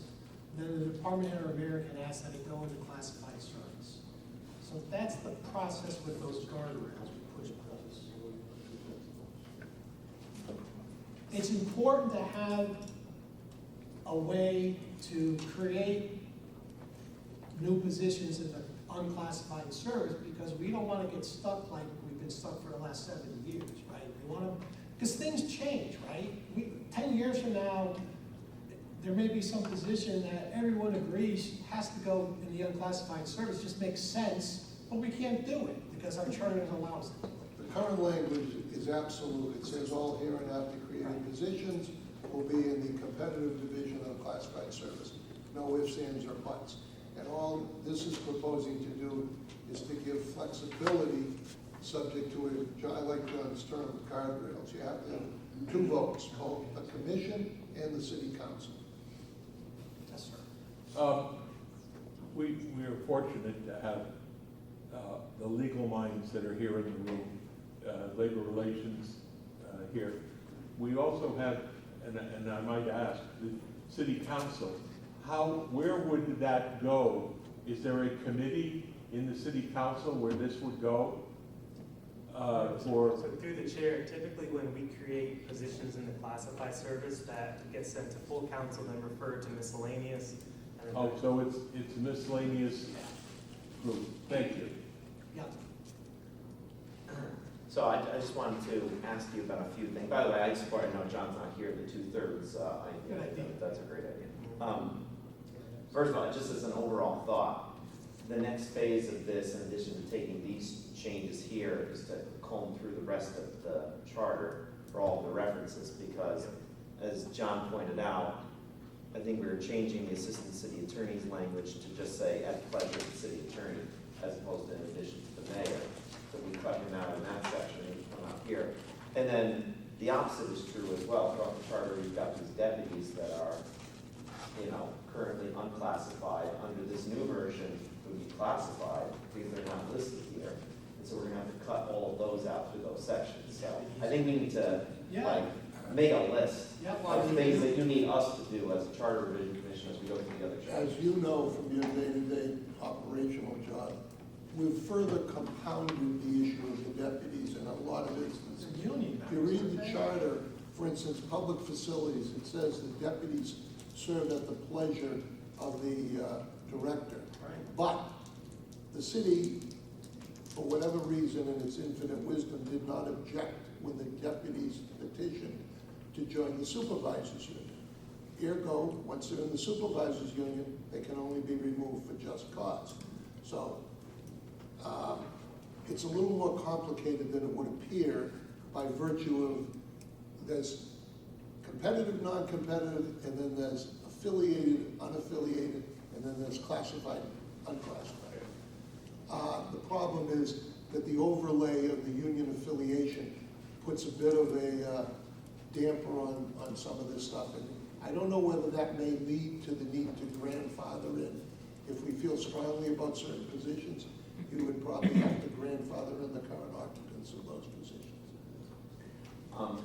Now, but just a couple other quick notes since we're making note of changes. So we put in assistant police chief and deputy fire chief. We actually missed police chief and fire chief themselves. So then I know you have bullet point 3, which says every position created by the charter, but then we're listing them all anyway. So we might as well list them. The charter does say they're in the classified service. So that's the issue. Oh, right. The Oh, right, charter, right, yeah, right, the right. charter Because provisions. you test for that. I take back my comments. Yeah. EOC director is the only one I think that's missing that we probably would say is a high-level position that is missing from those. And then the one I wanted to ask you about, I was going to ask you about harbor master, I forgot that state statute, so leave that alone. Right, so. City treasurer was the one that I keep wondering, I mean, that's an old school position, you know, back in the day when, 10 people worked for city government, that was a big deal. That's not the case anymore. Is it out? Well, I mean, is there an argument for why it should be in? Shouldn't that person just be qualified as opposed to be a political appointee? I don't get why. I Right? don't know. That's a good question. Yeah, so I would say city treasurer should come out and just be based on qualifications. Right? If I could just elaborate for those that aren't familiar with this. What Tom pointed out is the police chief and fire chief. They are unique in that in their sections, it specifically says they are in the classified service, which would mean, under ordinary circumstances, tenure except for just cause removal. But then it goes further to say they're appointed for 5-year terms, and then it says any provision of this charter to the contrary notwithstanding, no person shall serve as chief of police for more than 10 years. So they are very unique positions. And for some godforsaken reason, and it may be state statute, because I think state statute says your chief of police and fire chief have to be in the classified service, but we put the term limitations in here. So And I think I don't know whether they get listed or not, I guess. how it's, well, how Maybe it's with an asterisk.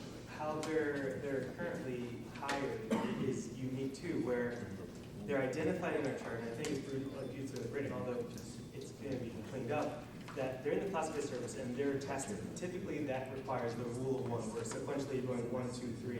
But the writers of the chart say, well, this is a weird rule. Let's not just do rule of 1. Let's specifically put it's a 3. So the mayor does have some say in it, and he's picking from the top 3 highest scores. And having gone through this with David Dunn the last time it was done, I specifically corrected David's initial referral letter.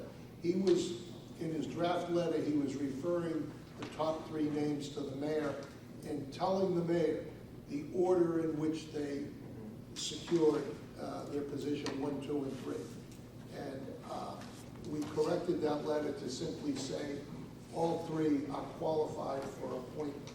So it's not a rule of 1, therefore you're not ranking the candidates. If you make it the top 3, the mayor has absolute discretion to choose whoever he wants under those. The experience has been that the mayor has conducted his own further process.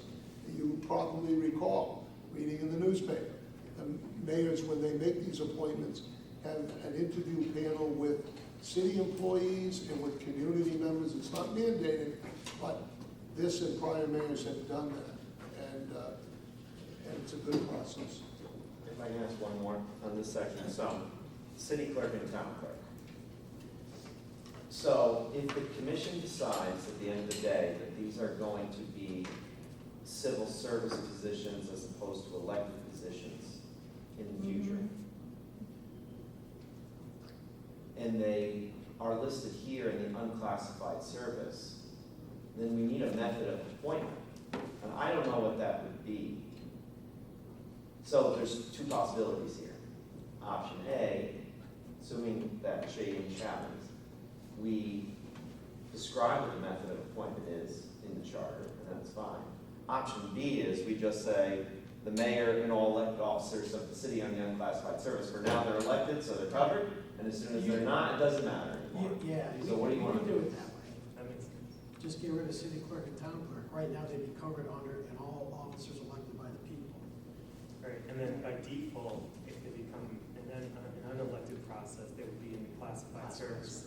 They would default to the competitive service unless otherwise voted on. And I think that's what, On- I mean, I don't want to speak for my fellow commissioners, I think that's what they want. wanna do it. Qualified people to run those offices, there's no reason for them to be. Yeah, we can just eliminate. Yeah, all right, then I think that's right. Can I just ask one logistic question about that? Where it says that elected by the people, at the moment, we're just talking about the mayor now, as we say, maybe we take that out. But does this have any bearing if a mayor resigns or something and someone is appointed? Or, does that come into play at all? No, because it's, Well, Just the way it says elected by the people. but I don't think the mayor ever gets appointed. What happens is if it's in the final year of the 4-year term, the council president assumes the function of mayor Right. for the remainder. Special It's not, no. If it's anything other than the final year, Right. there is an election. Right. But it's still an okay. election, it's Got not it. an. No, but Sue raised an interesting point. I think You have the town clerk passes away, and the council appoints a new town clerk for the duration of the term. Under the charter, they can do that. That person's now been appointed, are they classified or unclassified? Okay. And I think Taisha's point, she's gonna say it's the office, not the office, not the It's person. the office. yeah. Okay, that's fine. It's the office. Yeah, that's fine. I just wanted to ask. Just, not that it's gonna get addressed probably this go around, because there may not be adequate time or inclination to consider it, but we have looked at, and other communities have combined the city and town clerk functions into one office, obviously. And by state statute and charter, we have assumed all the duties and responsibilities of a town as well as a city. And we're one of the few towns that is functioning two distinct offices.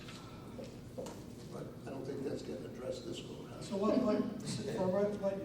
Tom's point where the unclassified service #1, right now it says the mayor, city clerk, town clerk, and all officers elected by the people. We're gonna change it, I think this is better, the mayor and all offices Yeah. elected by the people, not officers, offices. That covers your purpose. Yep. So it's gonna be that simple, the mayor and all offices of So, Okay, so, John, you weren't here for it, but there was a probably 2-day discussion about sheriffs who are elected. I have no idea where that got left off. that's right. We didn't make a decision. But I guess that language covers it, so. I was on We're still waiting on descriptions. a previous commission for a different town doing what you're doing, and we had that big debate about sheriffs, and believe it or not, we wanted to get rid of it, and people complained about it. Not just kept. So in any event. Well, not to be a pain, but I mean, now that we've listed, we believe all of the Yeah. I have the EOC one being the Yeah. only addition I thought I had and one being taken out. And you have prescribed the method for adding.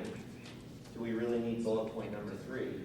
Or, I mean, we just have to do a good job reading the charter to make sure we caught everything, but I didn't. Should we just get rid of it? Which one? The one that basically says every office or position where the charter specifically describes the method of appointment. I mean, we're listening to them all.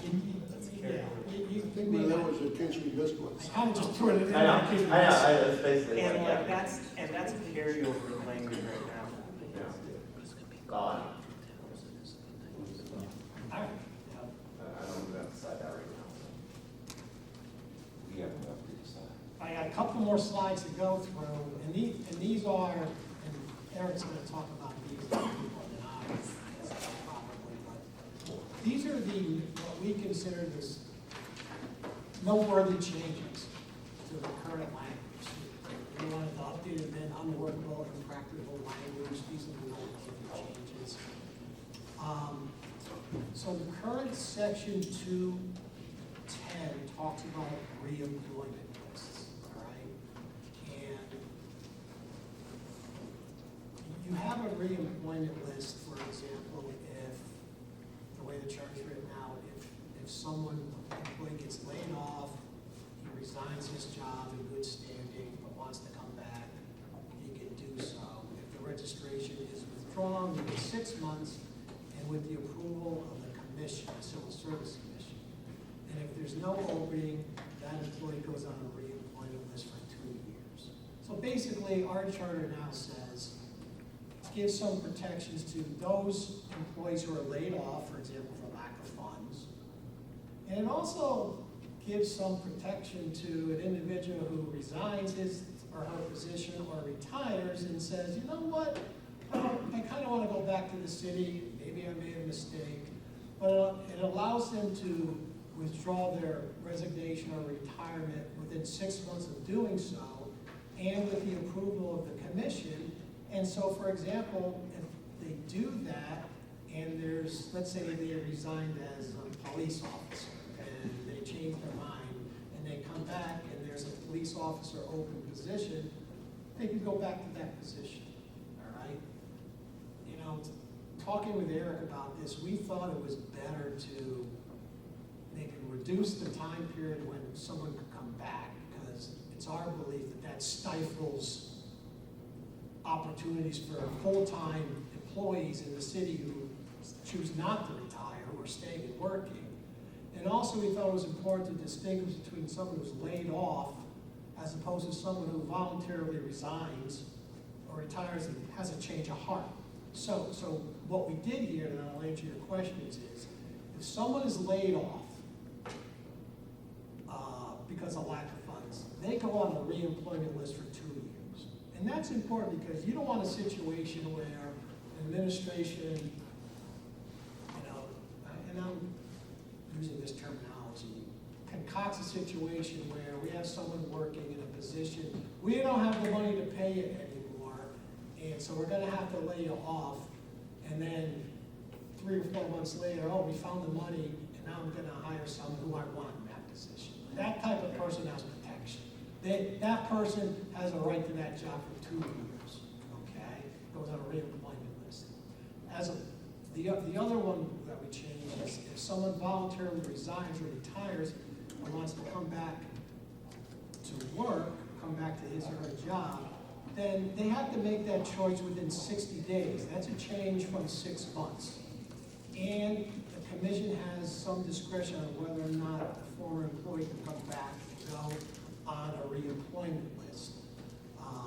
And if they say yes, then you're only on the reemployment list for a year. We changed that from 2 years. And our thought process here was, you know, if you want to leave city employment or decide you're going to retire, you should kind of really think about it and make the proper choice. And we understand that some situations may change for somebody thereafter, and it gives them the opportunity to come back, but they got to make that request within 60 days. Eric, you want to chime in on that, on this issue? Also, can you explain why you're going from 6 months to 60 days? Yeah. Go ahead, Eric. Yeah, so, well, I've come across personally in this position, and I've seen previous too, is that we're talking about stifling other promotions that will get individuals resign, I'll go through the process of getting a promotional exam. I'll finish that exam, and we're about to promote from the examination list, and they say, I changed my mind. And now I have to create another reemployment list. I can't promote from that promotional list. And then they'll come back and literally 2 months later resign and then change their mind again and resign and change their mind again. I have 4 employees in my head that have done that, literally. They're resigning, coming back, and right now there is no discretion for the commission to say, okay, what's the reason, right? Because you've come to us 3 times already, you've changed your minds, and other employees are just sitting there in limbo, and I've now spent whatever dollars to give these examinations. So it's not taking away the right, rather than hopefully making employees really think about the voluntary decisions that they're making. Yeah, right now, someone could say, oh, I think I'm gonna leave city employment, but I know that I have 6 months to change my mind. I mean, Gary, you may want to keep that, that's up to you, but we think that that's stifling. To the chair, what you just said about 6 months, every 6 months, 3 to 4 times changing their minds. We should put a limitation on that. What was going on? Wait, So- I want to ask, so you say you put a limit on it, but you want to keep the 60 days? You want to keep the 6 months? 6 months, that's what I meant. Well, you're good with 60 days. 6 months is too much. Okay. So, and also, okay, so 60 days plus a And that's what limit on happened. your. It's such a limit on how many times they can change their mind. Why didn't you cut it in half, like you cut the 2 years to 1 year, the 6 months to 3 months, or 90 days? Because Well, they didn't cut it's- the 1 year, they added a year. For when you're laid off, you're on a reemployment list for 2 years. For 2 years, okay, so. It's not voluntary. That's not voluntary. Oh, that's the layoff. That's the Right. layoff. For someone who voluntarily resigns the position, and if they can, if the commission agrees, they can go on a reemployment list for only 1 year, it's not a whole 2 years. And that goes to Eric's For example. two exams, 2 years. Because of the exam, and you have to keep spending money. And again, it really impacts the other employees. Because they don't have the opportunity to Move up, right, right. Through the chair. Okay, so going back to that, we're saying we like the 60 days, but we also want to ensure that they're not repeat offenders. They can do it once. And we clearly want to distinguish the involuntary layoff where we protect legitimate civil service employees from a subterfuge where an administration uses the layoff provision to avoid the necessity of a full cause separation.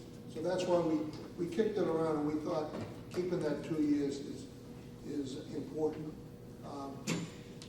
We think extending, originally the 2 years was determined to coincide with the mayor's term, but it's probably unreasonable to extend that to the 4 years of the new mayor's term. So we decided to just leave it at 2 years. That's an adequate provision. Okay, thank you. John? Marshall? Yes, I'm back to, not with that conversation about 2 years or 2 months or whatever. But this deals with layoff or resignations. I can think of a third reason, and how is this treated by labor relations? Somebody's healthy, working, and they have an income from the city. What happens if they become not healthy, not working? They're not getting income from the city any longer. A time period goes, they have rehabilitation or whatever. How are they treated? Are you talking about a leave of absence? Yeah. No. Absolutely. Well, is that, do you determine that's a leave of absence? Yeah, That wouldn't create a vacancy. no, that doesn't create a vacancy. Protected by FMLA. They're protected by state and federal law, and they also have protections under their collective bargaining agreements too. So if someone's out of work because they're disabled for 6 or 7 months, that's not a vacancy. We don't fill that position. That position's left open for that employee until he or she can come back to work, and at some point, they may not be able to come back to work, but that's determined by the law, the Americans with Disability Act, the state similar law, that, you go through that whole assessment. So what you're saying is that the individual is protected already by federal, Yes. state, and even under their collective bargaining agreement too. and their union agreement. Right. So they don't have to be referred to here. We have examples of police, fire, and public facilities as well, where frankly, it's been years, not months. Sometimes a little too long because management has been a bit lax in determining and forcing a determination of whether and when someone's gonna reach maximum medical improvement, and then decide whether they take a disability retirement or they're ever gonna come back. But we clearly have numerous examples where it's been years that people have been out and their positions have been backfilled on a temporary basis. Can I just interrupt? I know there are several people that want to ask questions from City Council. Thank We you. are trying to hold off. Oh, no, I didn't want to ask, I just wanted to make a statement really quick about something. I just wanted to say that one of the issues that the council struggles with civil service when we're funding for positions that we have long-term retirees in, is that there always has to be a job study. And when we have positions, and they assume other duties in other positions, we talked about that with the EOC director, that position consumed 2 different descriptions, so there has to be a job study done. So when individuals decide they're gonna retire, and then we start the process of a job study and find that costs time and money, and then we do a test, that's time and money. And that's one of the things that I just wanna say that the council, and the budget chair, he's gonna shake his head, that we struggle with, because then we don't have a succession plan, one of the criticisms we have, but we're spending the money and then individuals don't leave. And that's not cost effective to advancing the city or advancing those positions or really knowing like what's going on. So I just want the commission to understand that the council, in my opinion as a council president, the 6 months is a really long time. And in fact, that play period, I agree with what Eric and Tolan city attorneys have worked on, because it will allow for one, a thorough job study to be done, which always needs to be done on these long-term positions. And then 2, if the test is done, because you have to decide, and right now it's 2, the length of time for somebody to decide, and after all that work is done, and have a list, and then we lose those individuals on that list, have tested, and they go to other municipalities or other positions, and we lose our talent. So it's a catch-22, that's all I wanted to say. Thank you. Okay, so a couple more things. Section 212. I'm sorry. Commissioner Lee, were you finished? Yes, I'm sorry. thank you for, there's no point in having this in the charter No, with all the protections Yes. that are there for That's that correct. person. we have a separate human resources person who's in charge of all that. Who oversees the ADA, confers with our office, and How many people at this moment, out of 4,000 employees, may be in this gray area of having a position protected by ADA, state, whatever? like who's actually out right now? Yeah, and therefore a job is not being done by the person in that protected position. I wouldn't know off the top of my head how many. Thank you.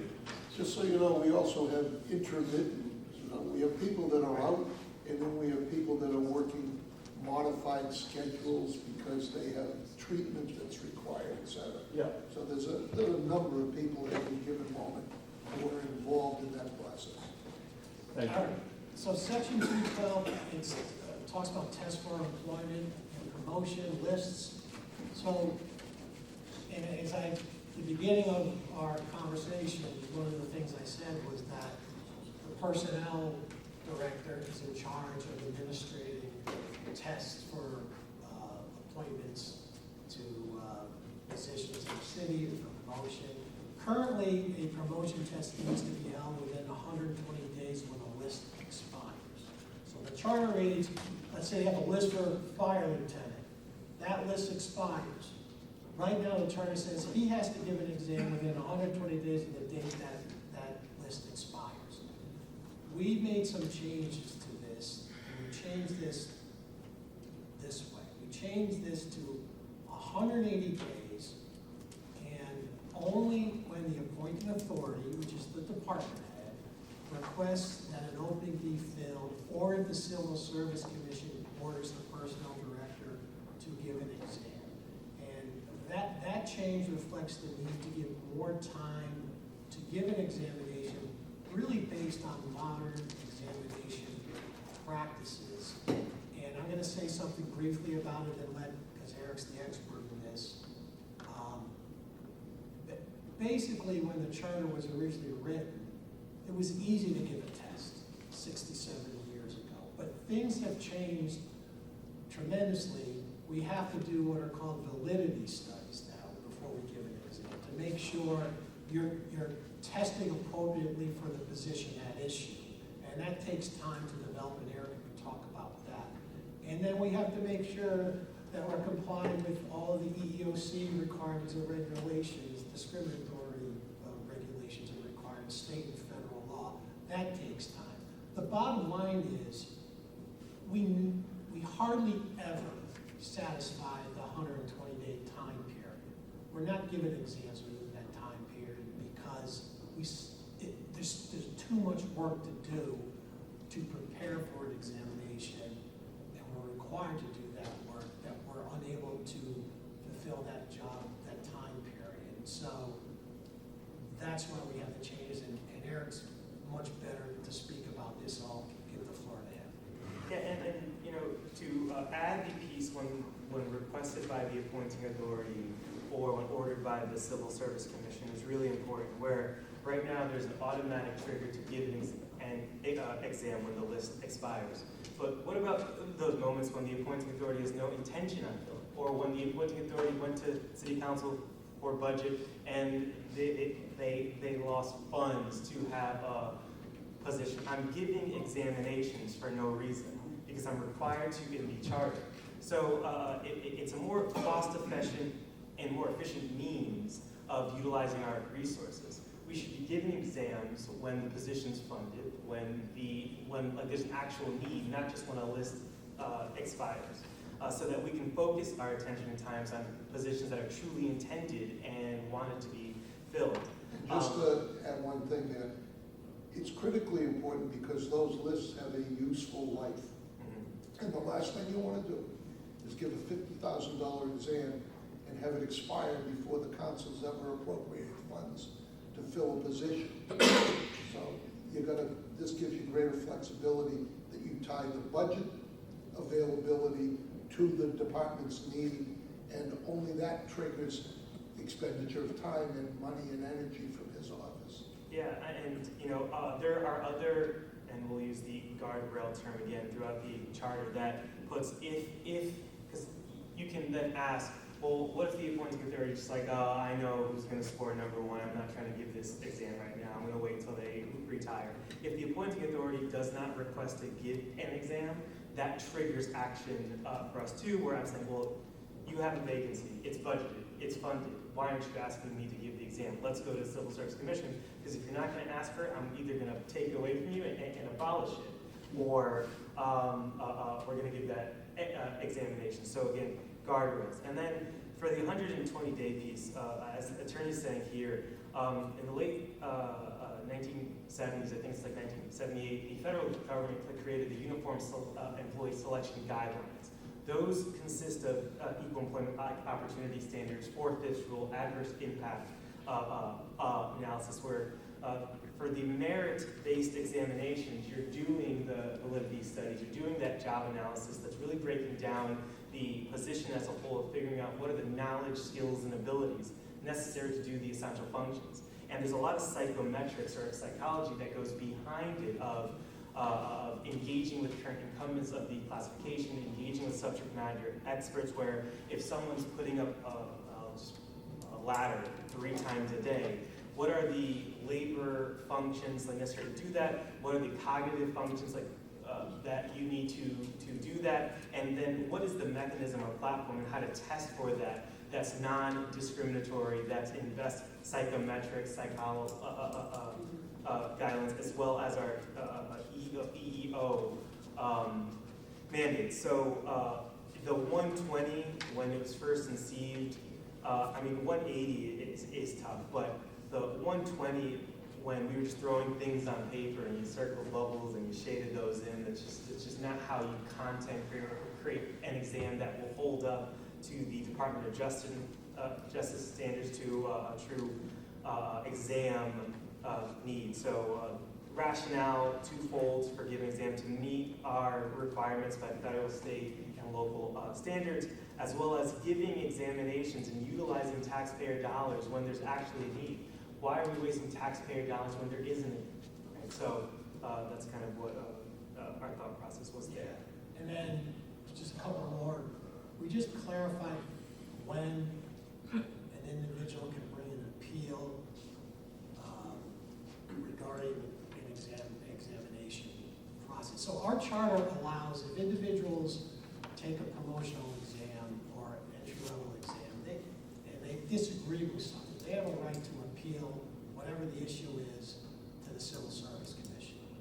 And we've had some issues about time period when someone can bring an appeal. So we just clarified that to say within 30 days after the review period ends. So what that means is that Eric gives an exam, and then there's an initial eligibility list, and that's called the review period. So during that 30-day review period, someone can contest errors and markings on the examination. And what Eric does is during that time period, if someone says, I'll give them a real simple, someone says to Eric, I answered this question correctly, I think I should get credit for it, here's what I did and said. What Eric does, he looks at it, he talks to the examiner, and they may agree or disagree with that and make a decision. If they agree with it, they'll credit him, that person, the score during that 30-day review period. And it's during those 30 days that no one can be promoted off of that list. But once that 30-day runs, that's when we can start making promotions or appointments off a list. What we said for other types of appeals that the charter allows under the civil service, once at the end of that review period,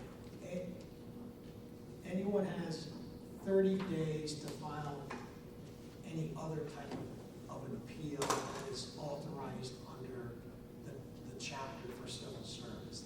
And that just clarifies the time period when someone can appeal an issue. Because there could, other than an error in marking, there could be another reason why someone appeals, like, I don't know, give an example.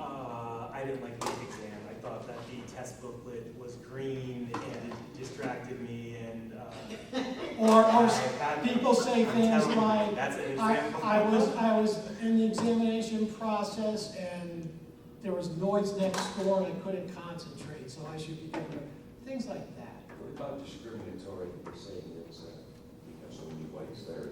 Well, that, they could bring an appeal on that, but then that's, So prior to and after the examination, the federal law requires that, I think what people customarily call it like a 4/5 analysis, right? And so was there any adverse impact on any protected groups after the publishing of the list? So while this review period is going on and candidates are coming into the office, looking over the exam, we are also working behind the scenes and engaging with any potential adverse impact issues. so so when they're scoring the exam during the initial time period, they're looking to see if there's any unusual patterns.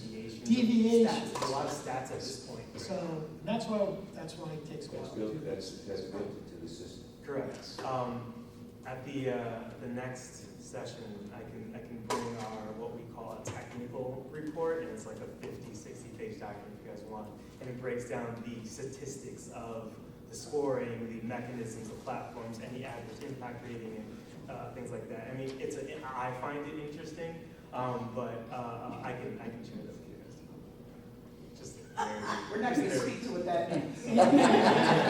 That's a nerd factor right there. And I'm I'm just about done. We have 2 more sections where we made a noteworthy change.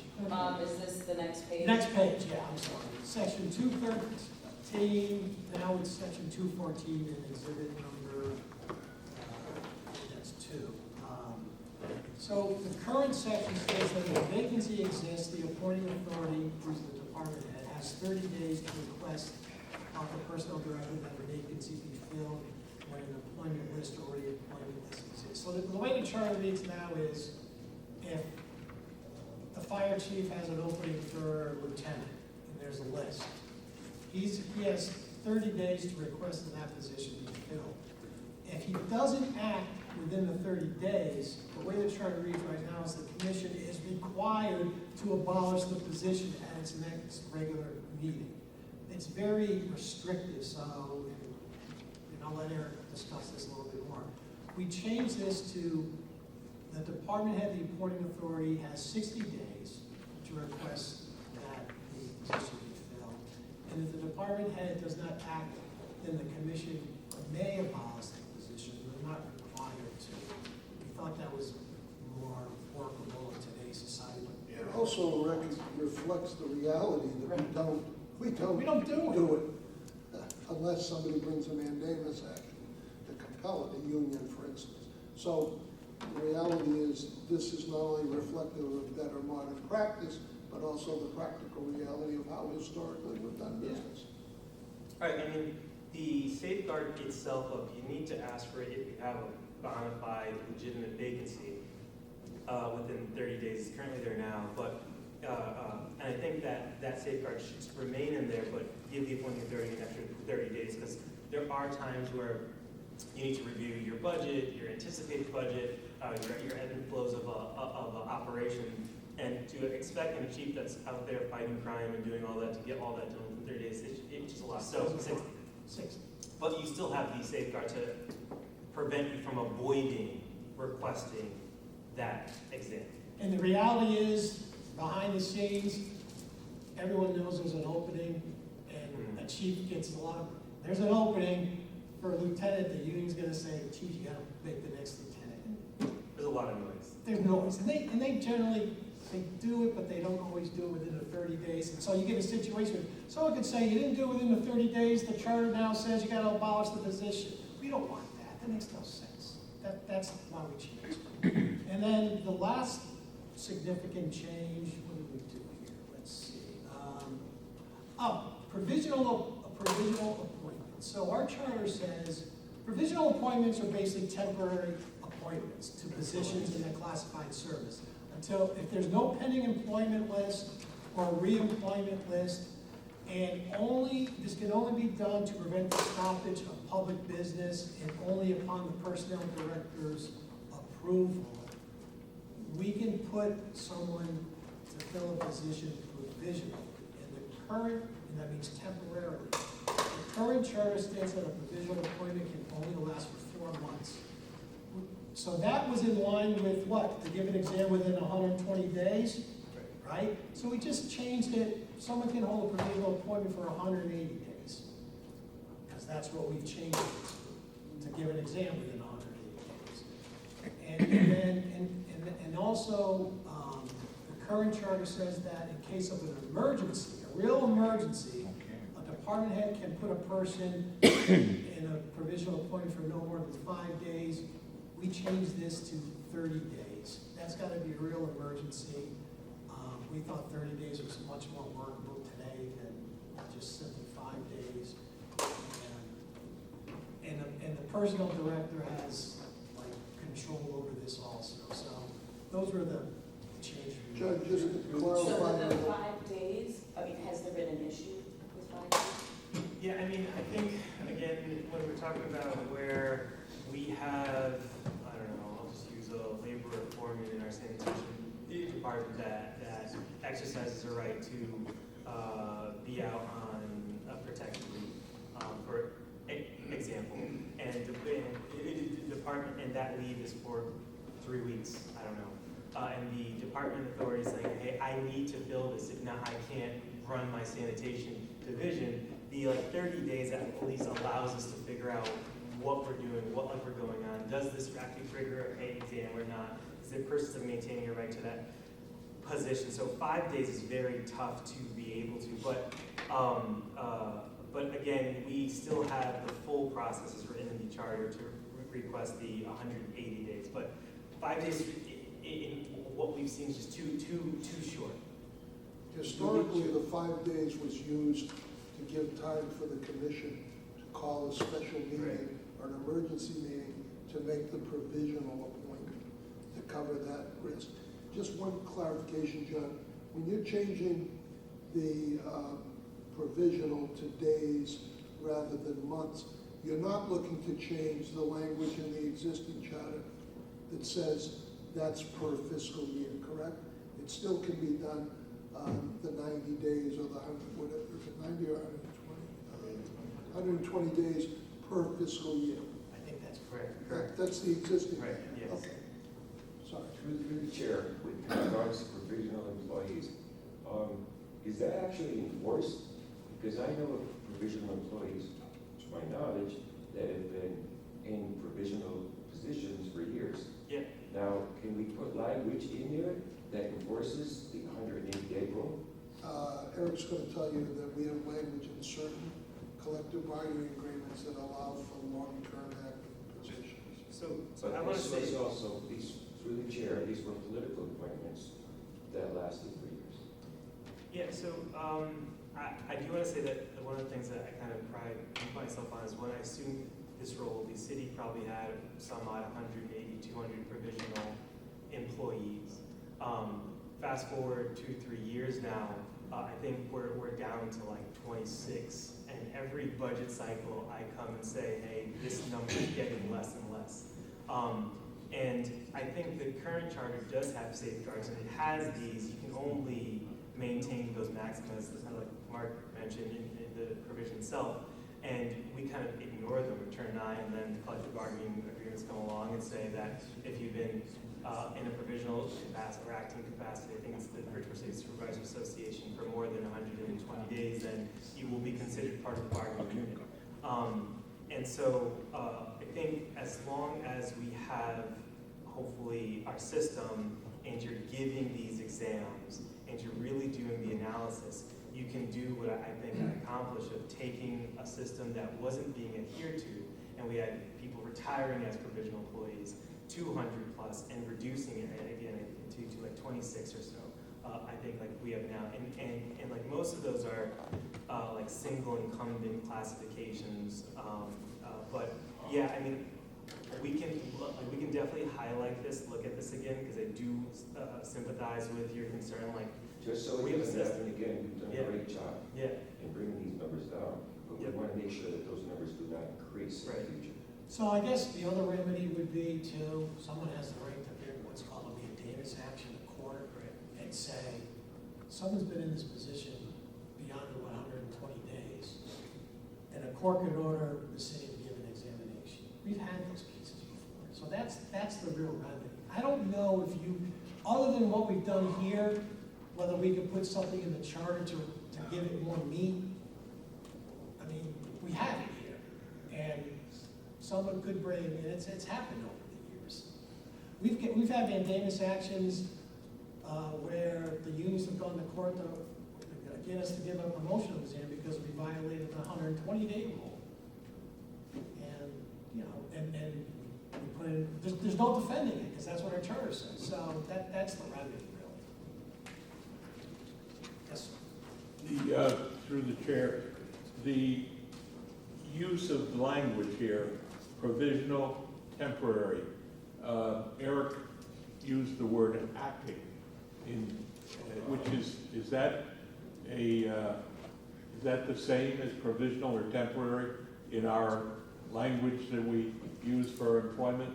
Yeah. So temporary is kind of modern day speak, and we're utilizing it or like introducing it now in our charter, but. Provisional and acting are two different things. Provisional should be used for I am temporarily filling a position that needs to be filled with an examination, but an examination hasn't been held yet. Acting is I am temporarily filling a hole that is vacant, but someone is in there, but they're out on some sort of a leave. Is there some type of language that limits, that terminates an acting position in the charter? Yeah, it's more in our collective bargaining agreements, where if there is a police captain that's out on complete incapacitated family medical leave for 120 days, then the acting appointment may be for that period of time. So it's hard to define it without being very intrusive on the individual, or the reason that who's bona fide holding that position is out on some sort of a leave. I don't wish to either limit an individual's employee's right who finds themselves in that situation. I also don't want to limit the city's opportunity, the administration's opportunity to govern effectively. But is there a drop dead date?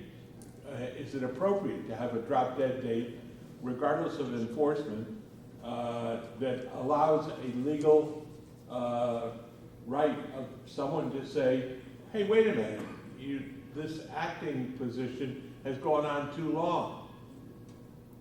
Yeah, so if... And do we have it in any of the language that you're recommending? So, again, I think it's tough, right? Because if there is, so say I'm a fire captain. I am a bona fide fire captain. I tested, I ranked, I scored. This is my position, but I had a catastrophic medical condition. Let's not even talk about work-like related, because that's like workers' comp. But a non-work related issue, and my collective bargaining agreement offers a form of leave up to 1 year.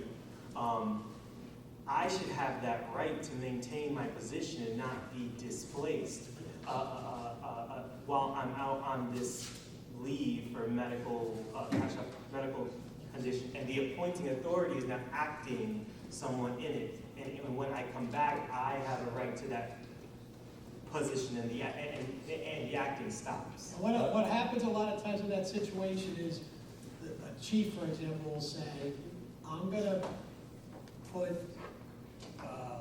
let's say, a lieutenant, and they can act up as a captain for a period of time to fill that need.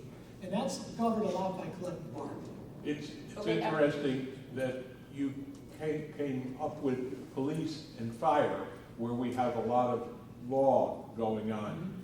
I guess what bothers me is you've taken the place of somebody who was acting for 10 or 11 years. And I'm really asking whether that situation could come about again. Yeah, I mean, again, I think that when David Dunn was acting in the position of personnel director, someone could have, as John said, brought a mandamus to give that examination. No one did. Or they could have asked to appeal and speak to the Civil Service Commission. We need to put this on hold for a moment. Thank you. Because we do have some questions from our city council, and I believe some have to leave, so. I'll be right back. Okay.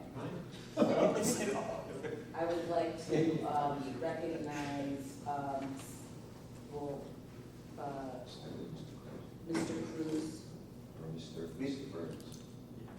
Oh, okay, thank you, Madam Chair. Yes, yes. Yeah, they're here with Juneteenth blackface. Now, I only got a quick comment about the, thank you, commissioners, for your time and the effort that you're doing to, hear this out. My issue is which says the pleasure of the mayor. I think that word should be, the word pleasure, served at the pleasure of the mayor should be really taken out, because it just doesn't sound right.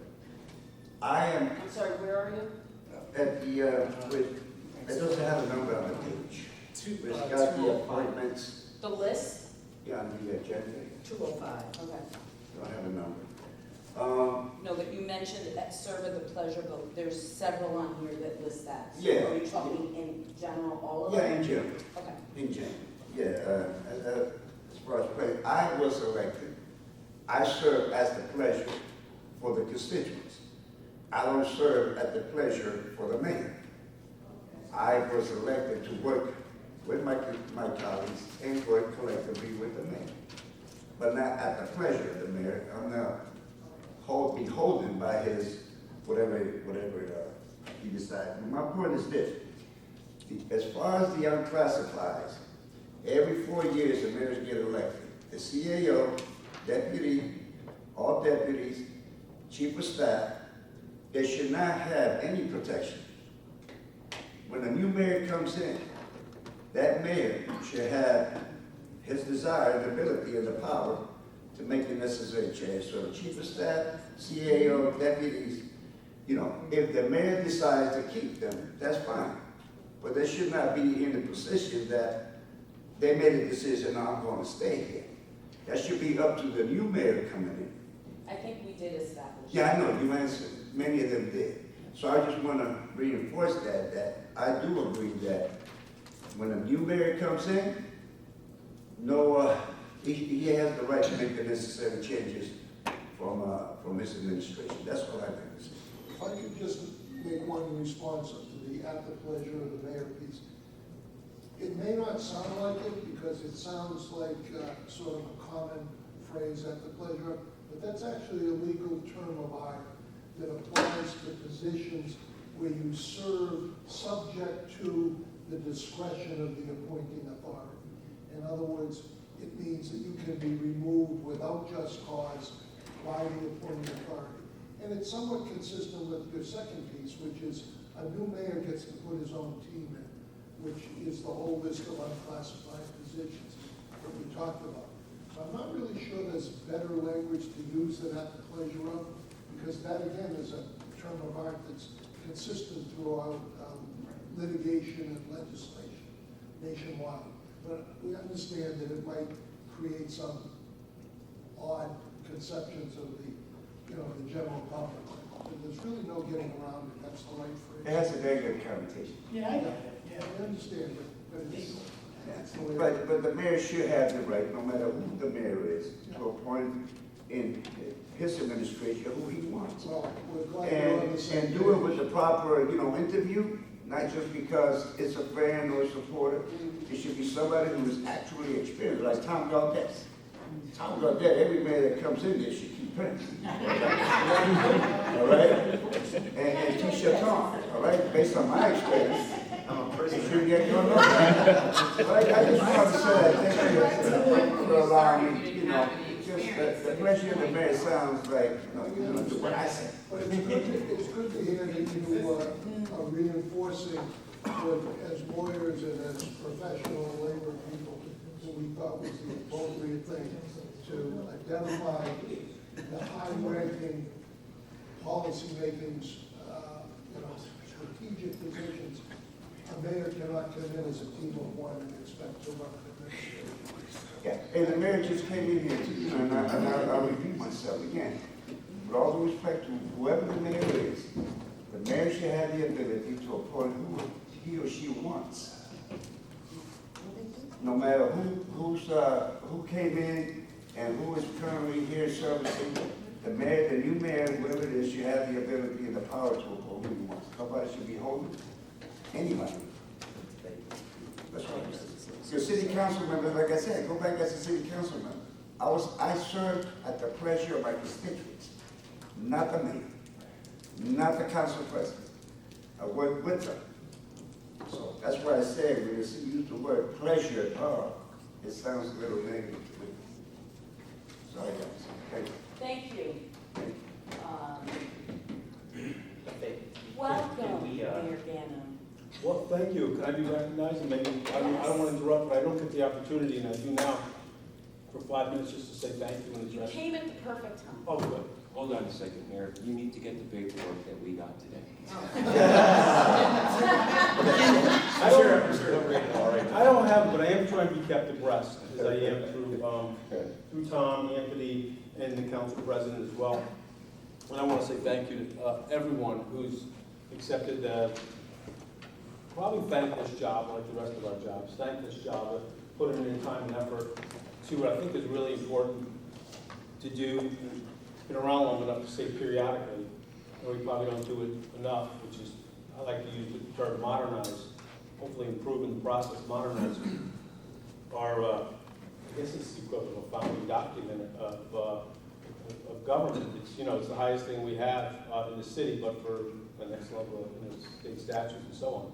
So thank you for doing it, and I know you, today's session, so to speak, or topic is an important one with civil service, and not to show, I should say, my age and Mark's age, but this wasn't our first rodeo on civil service improvements that we wanted to make to prior, or to probably some bled into the existing charter, but prior charter revision commissions. And this goes back some, at least 10, 20 years. You can date it better if you wanted to, Mark. And so I'd ask you to just, in the midst of all the topics, this is one who I think hopefully day has come. I don't think that you're going to hear anything that wouldn't make sense as far as the recommendations. Some are, I think, right out of prior tries at this, but hopefully with an approach that will help us modernize a process, an important process in the city. I will tell you, not to create that discussion, but in prior, there had been opposition to certain sections of charter revision, and one was civil service. And I think, you know, the way this has been structured now, the language, and I don't mean to mislead you that I'm intimately familiar with the paragraphs, chapter and verse, but the general concepts, and then some of the details certainly by what I call the experts on how this stuff works. So I'd ask you to please pay, as nuanced and tedious as it might be, to pay particular attention to the request there. I think that could go a long way to, even though it may be subtle to the public, I think can have almost a dramatic impact on effectuating or curing or improving aspects of the charter. So that's a good one. I just wanted my 2 cents on that. The other ones are, and I will tell you that Council President in their initial discussions on this, and even in the process of making sure that we're able to kind of get good individuals such as yourselves to serve, we talked about some of the other topics. And so I'd ask you to focus on them because they're important. And you know, there's like 2, 3, 4 layers on this thing, no matter how you look at it. Obviously, the Charter Revision Commission, the City Council, and then the voters. And so, you know, we always have the comfort or the challenge of having to make or being required responsible to make the case ultimately to the voters, and you know, they get to decide on this. So as we go forward, I told the City Council President she has, at least I know some ideas for what would be considered, frankly, dramatic changes. I guess it's still being contemplated with the City Council and things like that. But they're coming from the City Council. I don't know who else is here from the City Council, but I think they generally come from City Council. Some members that have been on a long time, and some members that are kind of new. And I've been around, you know, a number of City Council members, and I'm glad that that's important. So I support the changes that the Council, or at least are recommending. I'm not sure how they play out, but if they want to make changes, I've always supported through stipend, because we couldn't do it without a charter, that the council members be compensated if that's something that they think the voters will approve. If they think that the term from 2 years to 4 years, I don't know if these topics have been discussed, but these are things we talked about. If that's something that they and you feel that you want to put out there, you know, I could go both ways on it, but the fact that they want to put it out to the voters, I told her I support that. On this, we have a stipend now because that's what the rules kind of allow for members who put in, you know, you guys didn't keep track of your hours, but you did, you put a lot of hours in between committee meetings and constituency stuff and so on. And if they want a salary and they want to put it on the ballot, you know, I told them I support that as well. Again, but the backdrop is we don't make the final decisions on this. It will be up to the voters. So you know, anything that you want me to say I support, I do, because we didn't really. I have some cautions on I think the structure between the council and the mayor. And I appreciated Councilman Cruz's comments about, you know, whether you like the mayor, you don't like the mayor, you like they should have the ability to kind of run, you know, the day-to-day operations. I think that's critically important. This is not meant in a flattering way, but I'm lucky to have very good people in place to help run the city. And because of my years of experience, I kind of know it pretty good too. So even if I'm not the one who should get credit for the decisions, I can kind of make sure we stay within the guardrails. Might make the job and the operations, budgets and all that look easier than they really are. It's a very, very difficult place to keep one on track, I dare say stable, fiscally and otherwise, and then to be able to at least make incremental progress in a consistent way that I think people, the voters, and residents not only expect but deserve. So I've always been cautious, even when it looks like something that doesn't seem to be too important, to never diminish the power and the authority of frankly, of either of the, the two guidings. I think the councils, operating by a majority, I think is a good thing. If they want to counter the mayor or they don't want to pass something, they don't have to. But I think that the executive branch should, as it represents the whole city, whether we change that or not, the councilman at large, and that is really up to you guys. So I think those are important structural things. I don't know whether they're going to be the heart of this thing or not, but as we talked about it, I was always making sure that if we could get our arms around the improvements for civil service, for the, kind of the internal workings of how this city runs, it would be great. I work with mayors around the country, biggest cities, smaller, medium-sized, everything, all different forms of government, the way they're set up, city managers, strong mayors, different things. I don't think any of them work better than the basic structure that we have set up in this city, for a city this size now, with all the challenges that we have. So I appreciate you kind of let me just rattle a little bit. Is there anything else you want me to touch on? You forgot to mention that when you're absent, I can get paid. My thanks. She'll take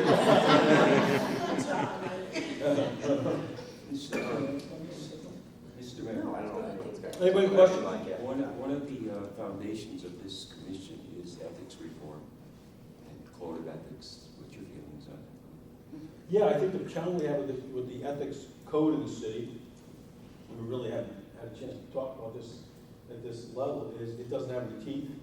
I don't know whether that's is inhibited by the charter or by state statute. I remember looking at it.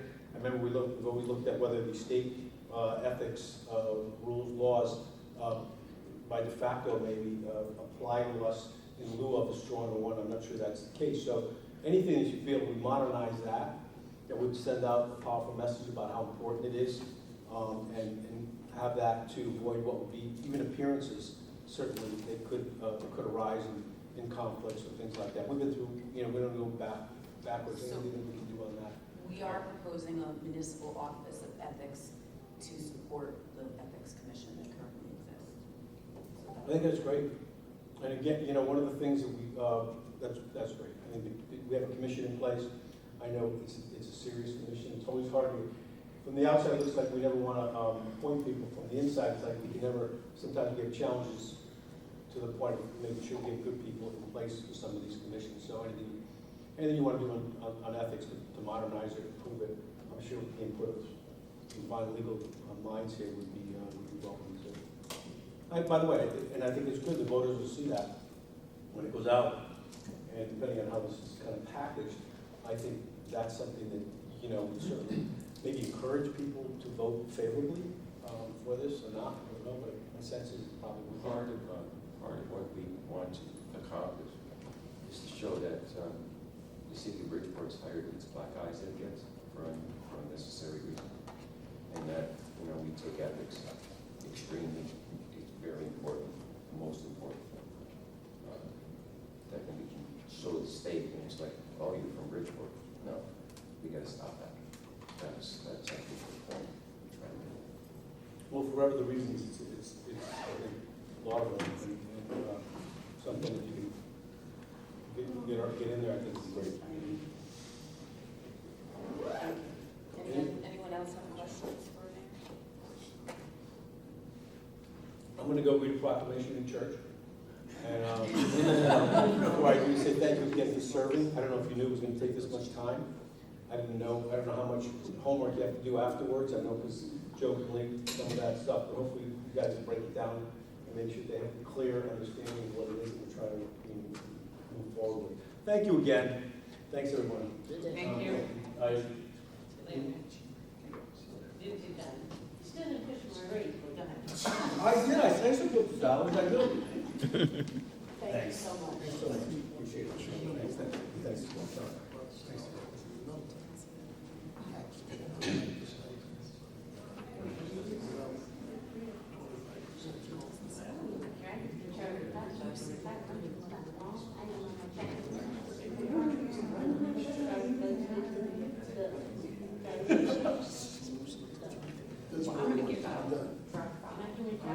Yes. Do you have any additional comments that you would like to make? So, no, we don't, what we'll do if the exhibit 2, we'll do some red line changes to this and present it to Yes. you. And hopefully there's not gonna be that many. Yeah. Are Maybe you minor more changing comments. the gender neutral language? How are you handling that throughout the charter? What's that? How you doing, you're doing he, she throughout the charter? No, I think we're gonna need to, They? I think what we're gonna need to do on that, I thought a lot about this, is kick our charter change to the council and let the council give us a comment back on that type of language. And we can do that in the second phase, because we need to do that throughout the whole charter, and I just don't think all the time. But we definitely need to get rid of the he, she. Okay. Well, I mean, it's definitely, it's rampant throughout. Oh, yeah, the whole charter is. Madam Chair, can I just make a comment? Yes. So I'm just, Please, before we finish this up. You want the Yeah, next in step? regards to this, yeah.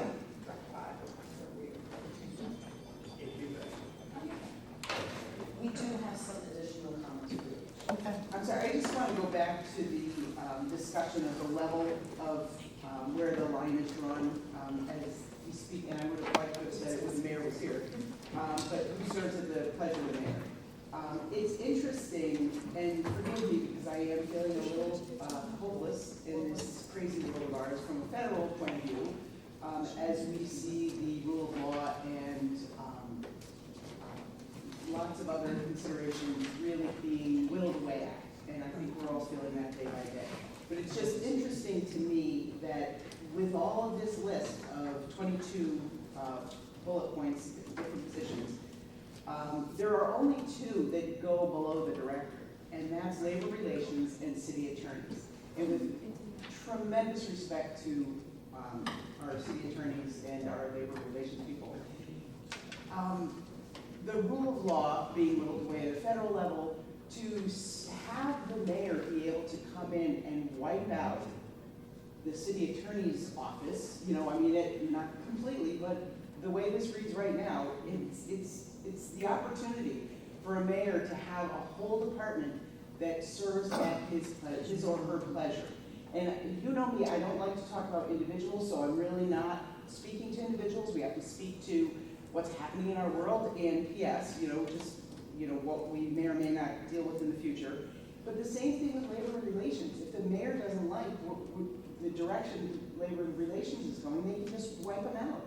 And that does not make sense to me. I don't see that in any other department that's listed. Taking them one at a time, just let me say this. It's misleading with the city attorneys, because actually, there's not one body in the city attorney's office that would currently be impacted.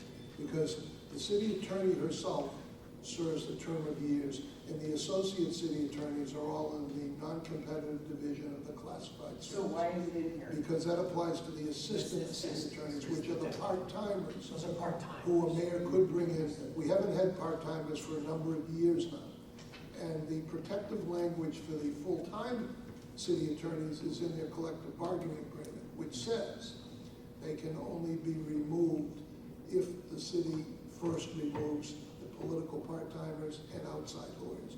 So in practical manner, they're set. Well, that aside though, aren't we also putting on the table just eliminating the mayor's power over this anyway? Yeah. So this will not be an issue, that's one of our charter changes, I think, Sue, is that we want to, Yeah, because I agree with It's you. not No mayor should be able to gonna be appoint these people, and It'll we're going to not use that be the language. city- It'll be the city attorney exclusively. As far as labor relations goes, just so you understand, the reason why labor relations and city attorney to some extent would be appropriate is, generally speaking, the positions that are exempt at the state level from joining bargaining units, for instance, where you get your protection and just cause removal, are high-level professional or policy-making or sensitive positions. There's no position that is more sensitive than labor relations. They have access to all the city's negotiating positions for collective bargaining agreements and for enforcement. And that is reflected, as we said earlier, in state statute. It's 7474 or 7472, somewhere in there. One of the 7470s, it might be actually 7467, but one of them says that the chief executive has exclusive authority, either personally or through his designees, to negotiate collective bargaining agreements. That is confidential, high-level, sensitive information. If it ever were to leak out, it affects the negotiations. And to be honest with you, there was never any expectation by the deputy or assistant labor relations officers, senior or otherwise. They never were permitted to join bargaining units, and until the Austin decision, none of them ever had any expectation of being anything other than serving at the pleasure of the appointing authority. So that decision was an aberration. It came in as a shock to everybody. You know, what you guys decide to do is entirely yours, but it's not like they were singled out for mass slaughter. There was never any expectation that they had permanency. And that's the way it always has been. Going back to when Tom Busey, when Len Paoletta was mayor, he first staffed labor relations through an outside law firm, Brennan and Brennan. Then when Tom Busey came in, he first put in some actual people in an office, and it carried on. But there was always a turnover with administrations. I don't know if you guys want to add anything else, but you know, ultimately you can make whatever call you want. I understand what you're saying, that there are other protections that don't need this language. So then why is it here? And to me, it would be the director who would be serving at the pleasure of the mayor. You And could then whittle his it to staff, the director and the deputy director, and you know, you can cut like them every wherever you other, want. but like every other department, what about public facilities? Is there a deputy director in public facilities? There's two of them, actually. Well, they're not mentioned. They should be. The reason they're not mentioned is because they got to join the supervisors union, and they're now protected with just cause removal only. Because the city was asleep at the switch, or for whatever reasons, allowed them to join a bargaining unit, taking away the discretion of the department head to make those appointments. Well, I don't know about that. I don't know if I agree. I think the deputies are on the line. Oh, no, I agree with your point about how they snuck in. Under our current charter, those deputies are supposed to be unclassified. And now, because they were allowed to join unions, essentially are treated as though they're classified, basically. We're going to fix all that. And I see your point. Labor is the only department where the deputy. But I will say, I actually did. Honestly, I just feel like it's a reaction to a recent lawsuit, which is no way to write a charter. No, That's not. I had a conversation with Dennis Murphy about this, who previously held my position and now arbitrates around the state doing this. And I asked him, I said, which positions? I went into a long list with him of positions he thought should or should not be in the unclassified service. By the way, the people that are below the fire chief and police chief actually are other exceptions to this. But he thought that the deputies in labor were unique because that office's mission is to negotiate on behalf of the administration. It's not like the other departments. Their main job in labor relations, and they've taken on more than maybe they should, which we don't need to get into, but their main job is to negotiate labor contracts. And so because of the unique nature of what they do on behalf of the administration, he thought, and I think these guys are saying, they're kind of in a different position. That's why they're unclassified under this. Now, that leads me to a question though. This goes even beyond that, as you pointed out, to labor relations officers. And I guess my question is, if you remember the job description better, what is the job description of a labor relations officer? And are we really thinking about going that low down? Well, there's Yeah, I think two of that's them. too far. There's labor relations officer, and there's senior labor relations officer, then there's deputy, and then there's the chief. This is, I'm not saying we need to go all the way down, but this is one where I personally, not that it matters, but I personally think the deputy, just like Dennis Murphy says, the deputy here is clearly in a policy-making position and can be making decisions that effectuate his own interest if he were in a permanent employee. So I could see drawing that line below the deputy. But let me just ask it a different way, maybe, or state it a different way.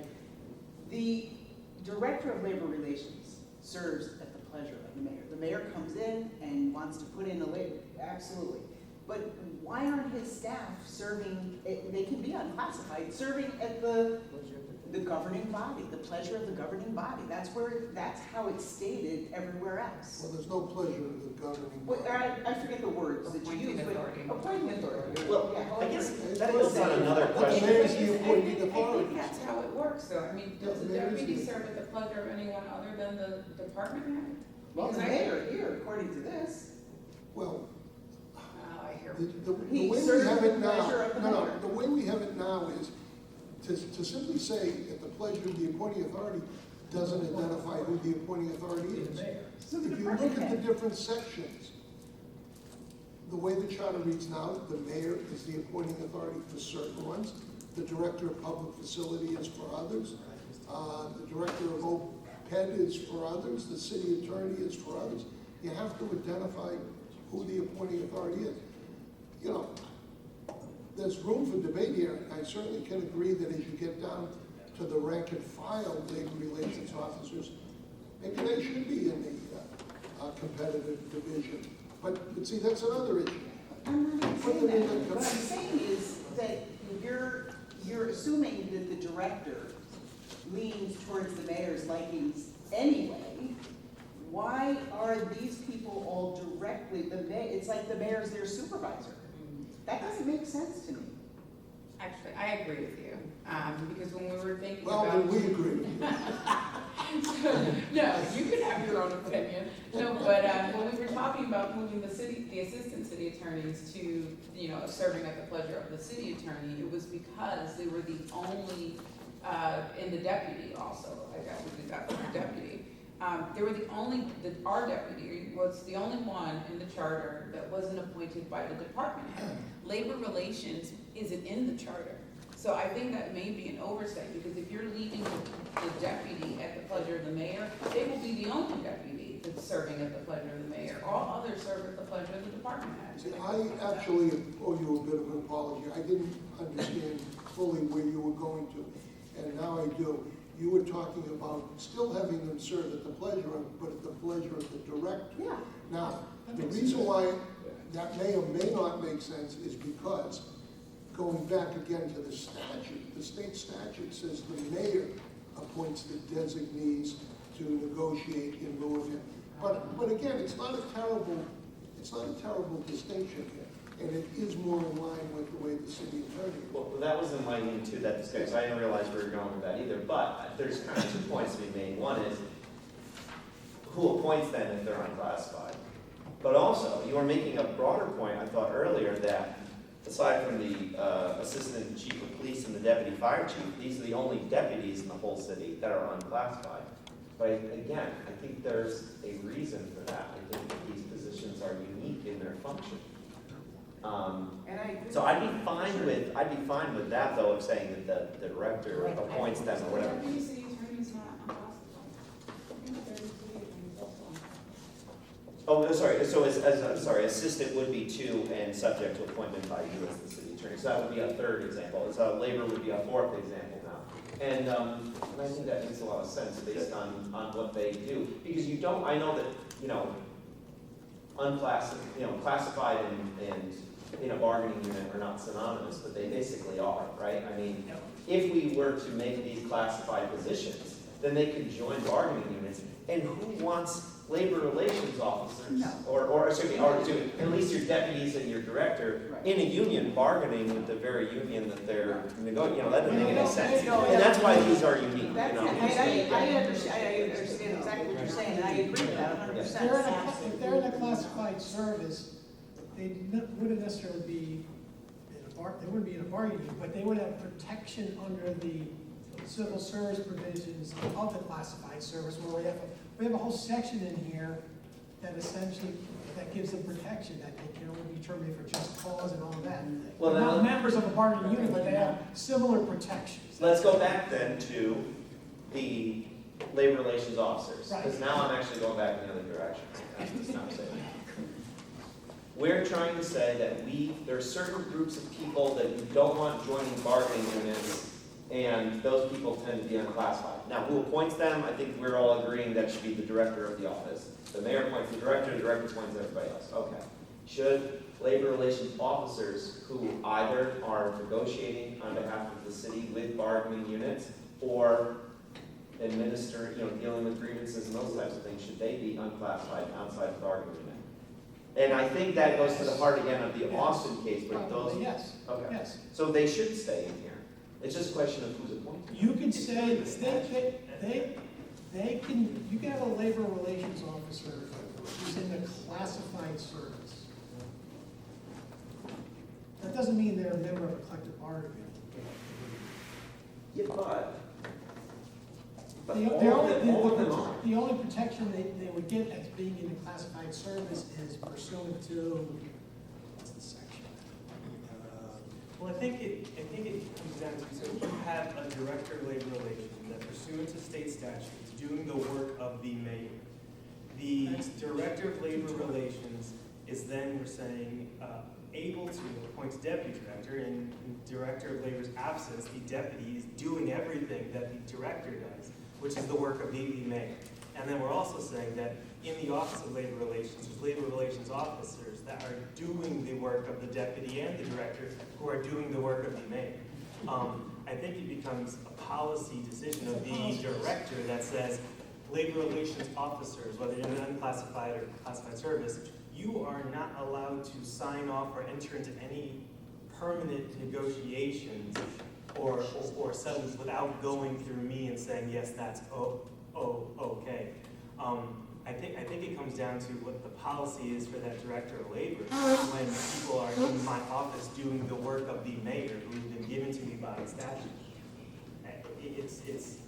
I think you can have a big conversation on the officers. I think that the director is unclassified.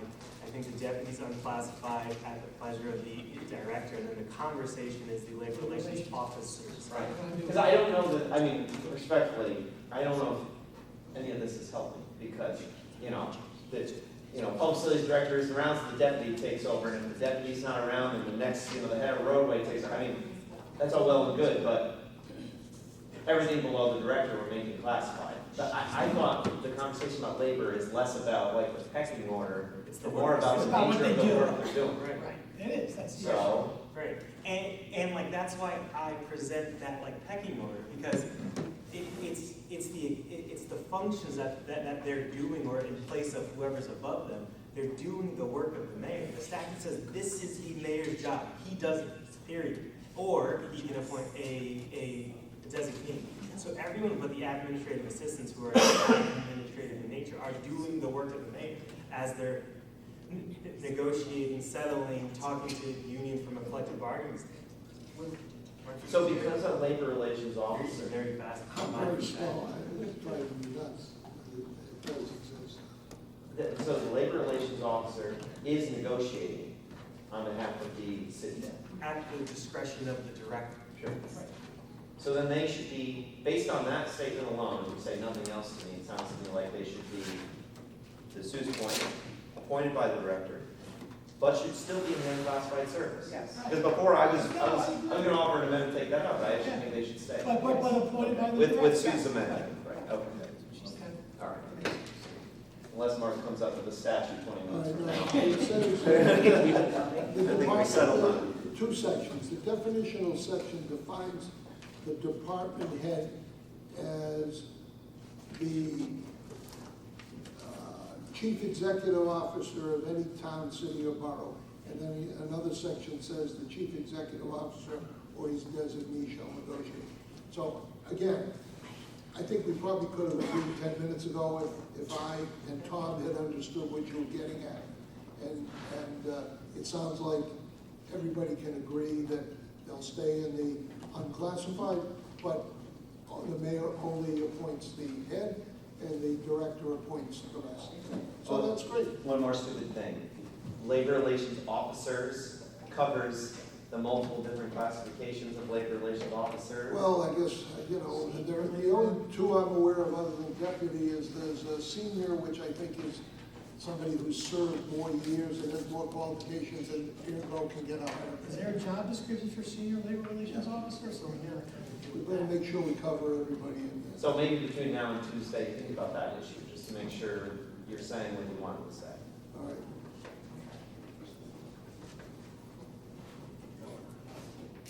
Yes, John? Can I get a comment from the chair when civil service is through presenting to us today? Can I get a comment from the chair as to the next couple weeks of activity of this commission? Yes, we were gonna talk about that. Thank you, When we talk about scheduling as well. thank you. Because we'd like to add some more days. Sorry, did I say that? I didn't realize. I heard it, but I thought it was being said. We all said it. Any other questions for our presenters? Thank you. Yes. Oh, it's just a housekeeping thing, so we'll make these changes, and I'm just gonna say, I have I think your next meeting, where you wanna talk about civil services Thursday, next week, and I cannot be at that meeting for a death in the family, so you may not need me there, but if you need me there, I won't be available, so I just wanted to throw that out. So these guys might be able to handle any questions you have, I just want you to let you know. Okay, thank you. So, very nice.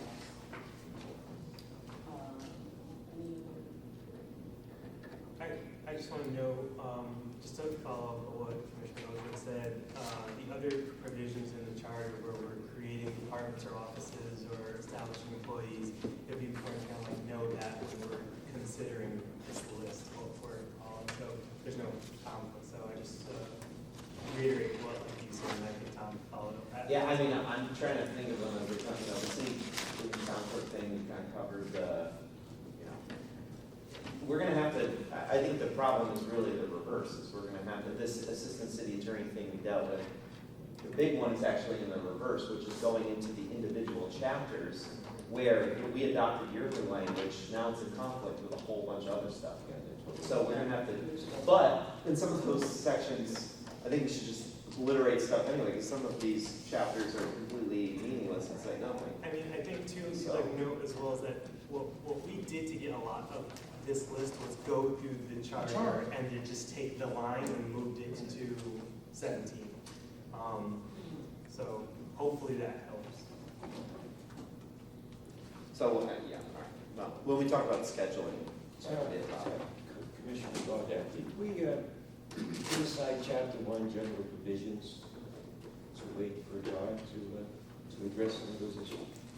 Am I wrong? No, well, so in your proposed changes, you still have definitions here as opposed to in the beginning.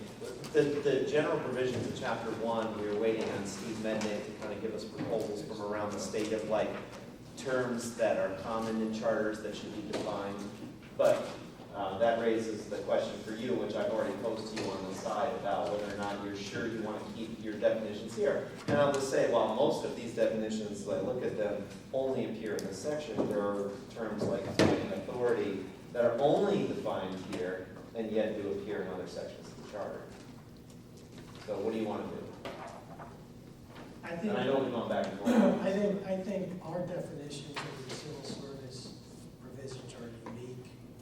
At times, it should be only pertinent to civil service parts of the charter. I don't know if you agree or with respect to that. I guess what you were saying, Tom, is you may have a general definition section for the entire charter. Let's say you're reading the charter for the first time, and you go to a chapter that's not chapter 17, and you Yeah. see the term, you know, in the police chief's act, appointing authority. Right. There are, you know, I guess a few options. One is you give it, it's not defined at all, and you give it its best definition. Option 2 is you look to chapter 17, even though it's not in chapter 17, because it's the closest definition you got. Option 3 is you only put it in the beginning of the charter, so it's defined for the whole charter. And option 4 is you define it twice in the same way. Well, I mean, option, what are you for? So option 5, you put it in the definition section with a reference to where it appears, and if the definition happens to be different there, then you would say the difference right there, so it's all in one place. You draw the distinctions together. That's my option. That's okay. Yep.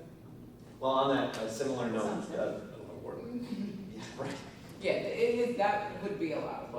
To Commissioner Holder, what about chapter 1 as well? I was just gonna say, I don't know who's gonna do it,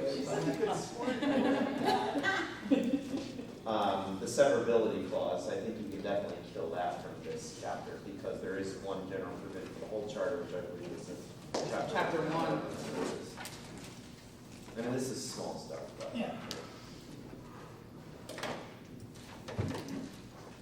But anyway, oddly enough, chapter 1 is like the last thing we need to do. Because after we've made all the other changes and done all the other stuff, then we need to be like, okay, what did we miss or not define, or like, these are the most general overarching provisions of the whole charter. We're trying to come to this. I just think. If I could just ask a question, the stuff that relates to the city council, are we proposing any of those changes, or are we waiting for the council to propose them back?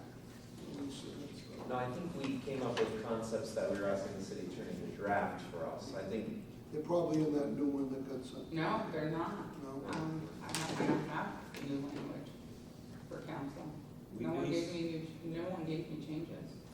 I gave you an email with, like, Oh, the mills were done. That was in draft 4 If it was from your email, that's draft. that's the one about legislative services, the change of the council, the at-larges, all that stuff. And I mean, I'll speak for myself on the council stuff, which is, I feel like among us, we had a consensus on where we wanted to go, throw it to the council. If they don't like it, they can tell us they don't like it. And then we'll have to deal with that when we come back into session after they're done. We'll have another bite of the apple. That's my That's true. 2 cents, but. So the issue with draft 5 is that it's black and white, which is not helpful, because now you're not seeing red line changes. So I'll send it electronically so you all get a copy of it, but the main portion, what's the only difference between draft 4 and 5 is chapter 1. I would like to enter this as Exhibit 4, Draft 5, the city charter revision from the city attorney. So section, Exhibit 1, you say? 4. This is going to be. No, where was the difference? In what? so the difference is chapter 1, I added sections 11 through 14. And when you see the red line version, you'll see that all of it is red line because it's an addition. The things that are in bold came from comments and feedback I received from the commission. So they made some changes to my changes. So that's what the bold is in the crossouts. I do have a suggestion, but for this section, for section 11, sorry. Chapter 1, section 11? No. Wait a minute, sorry.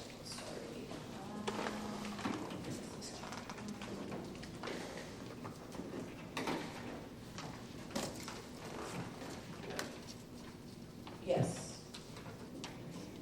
Okay, so we have the ethics as a part of chapter 1? Yes. Versus its own chapter? You can make it one chapter. We have to go at the end, right? Make ethics its own chapter. Well, there are certain chapters that maybe we can eliminate in their entirety or move around, so I don't know. I said, and like, whoever put this charter together was smoking something that I'd like to hear more about. It might be legal now. Thank you so much for your time today, and very thorough information. Hold on, you guys gotta step. Before you leave, today is Mark's birthday. Oh.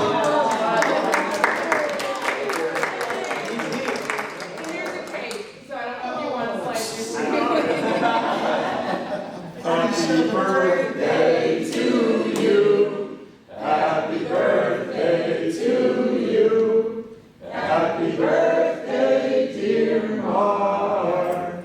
Happy birthday to you.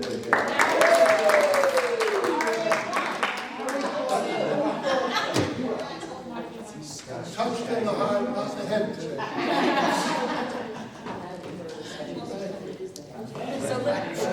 Happy birthday. I know, 2 days, well, you can all take. I go pick up Ann We had March, May birthday. Yeah. For the whole, everybody's just making all. Somebody was having, wasn't me. I designate you as a touch.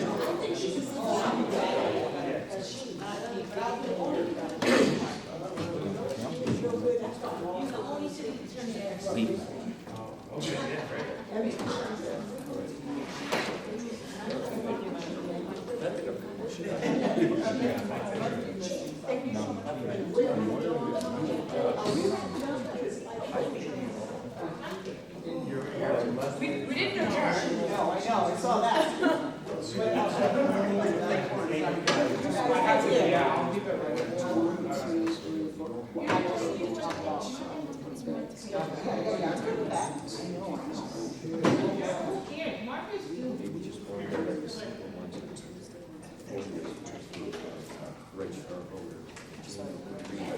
So what do you, 37? 37. I like that age. 37. Well, yeah, the that's our proposal.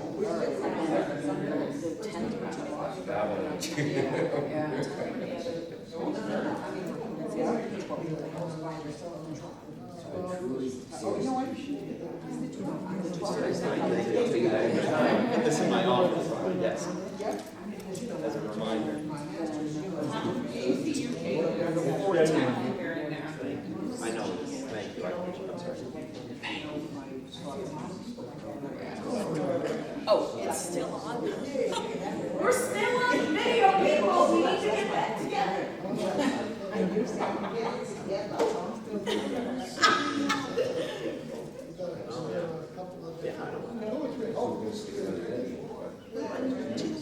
Happy birthday, Mark. I would have been so disagreeable if I knew it was your birthday. Oh, listen. Or you would have been more. Are you having cake? Do you want cake? Do you want to let's go? I assumed that I was saying something. Oh.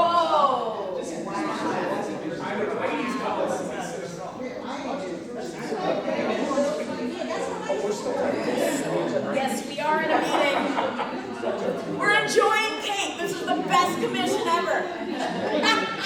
Yeah, I mean, that's good, that's good. Yeah, that's right there.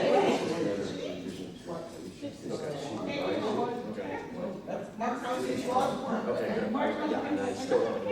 I gotta go next to But I have to say, you know, it's. I know, we have lots of the document, so we're not done. Dave's good. Come on, everybody, there's plenty of cake. We'll raise Plenty of- points, but like, oh yeah, we all agree. We've been really good.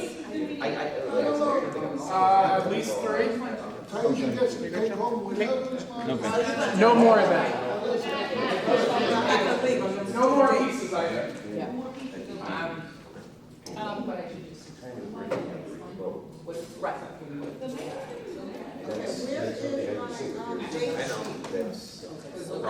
I'd be surprised if anyone voted against any of the changes. One of the things that They're also not, we're talking about me, which is fine, so if they don't want to come, then good, but I don't care, you know what I mean? I just, the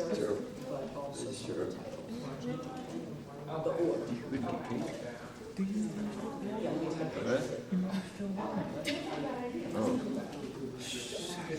I was gonna mention that. Did everybody read? Do we still have more? Ah, come on. You'll take one, right?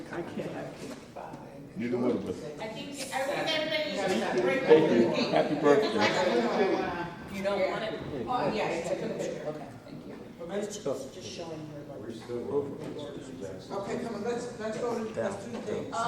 Please come back.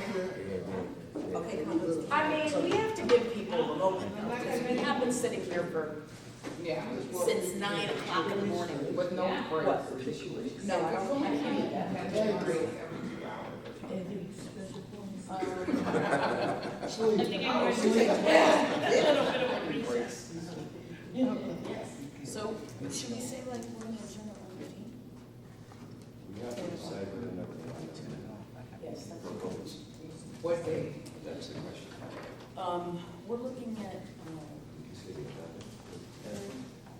third and fourth, and then the 11th. Okay, now what dates are we? Unless people want to do the 7th, which is a Saturday. I could do the 7th. See, that's what's so crazy. The 7th? They're like, no, I no, that's not good.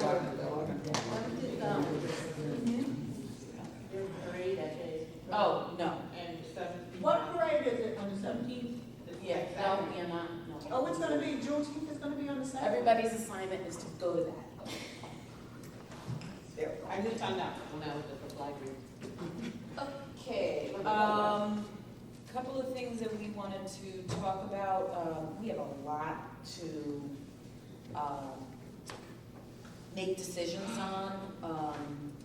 And so we were thinking of June 3rd, Tuesday, June 3rd being a date, to come together and talk about some of the things that we've already had consensus about and possibly come and do some voting. Wednesday the 4th as a possible date as well. And adding the 11th of June as a possible date. What day is that on? Wednesday. So the 3rd is Tuesday, the 4th is Wednesday, and the 11th is Wednesday. Okay, no, the Wednesday. I want to ask, is it possible to do virtual, or you should not go with virtual?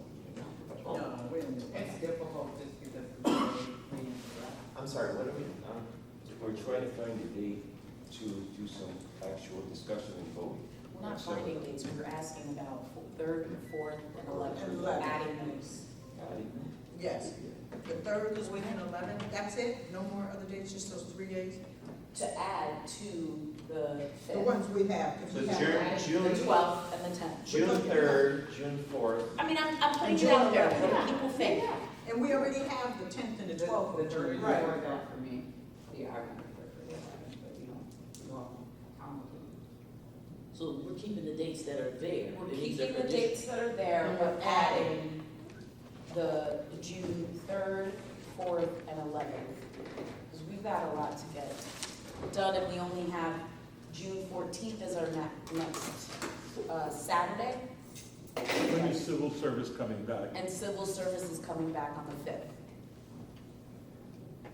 So, yeah. I mean, the 4th and the 11th are not great days for me unless we moved up the meeting to like 5 o'clock. I'm good with that. I mean, also, Love that. yeah, actually, it'd be nice to move it up. I'm good with that. 3rd, Tuesday, I cannot move up to 5 o'clock. No. Oh, no, Wednesday. you know, I'm good on Tuesday if you want to do The 6 two for that. Wednesdays. Can we do the 2 Wednesdays at 5 instead? I love that idea, Tom, you're wonderful. And so what's that, 5, you said 5 to 7? 5 to 7 for those 2 days, yeah, if we could. Which day? The Wednesday dates she's The proposing, which Wednesdays, would be the Wednesday 4th the and 4th 11th. and Wednesday the 11th. So, 5 o'clock should be fine for the 3rd and the 4th and 4th and the 11th. 11th, right? okay, so 3rd at 6 o'clock. That's Fourth. going to have to be conference room stay. Wait. We have the police commission in this room. So we'll Just next over there. right, yeah, right next door. Or push them over there. Or we could, yeah. They're smaller. so 6, 5, 5. 6. So 6 o'clock on the 3rd, 5 o'clock on the 4th, 5 o'clock on the 11th. Oh, yeah, I love that. That's what you're saying to add, okay. So I can send the office, the city clerk a notice on Monday morning or now? Yeah, Or you can just wait till Monday You morning? can do it as a chair. Yeah, I mean, they're not gonna look at it. Right, so Monday morning I'll send it up. Just a question again, when is your public hearing? The 12th, The 12th. That's the one in, Black Rock, Black Black Rock Library, the 12th. Did you make an announcement? Something did go out, I sent it Sorry, yeah, it's to, Wednesday. it's been out. I see I'm something. gonna ask you, the chair, if, we have this link called Rec.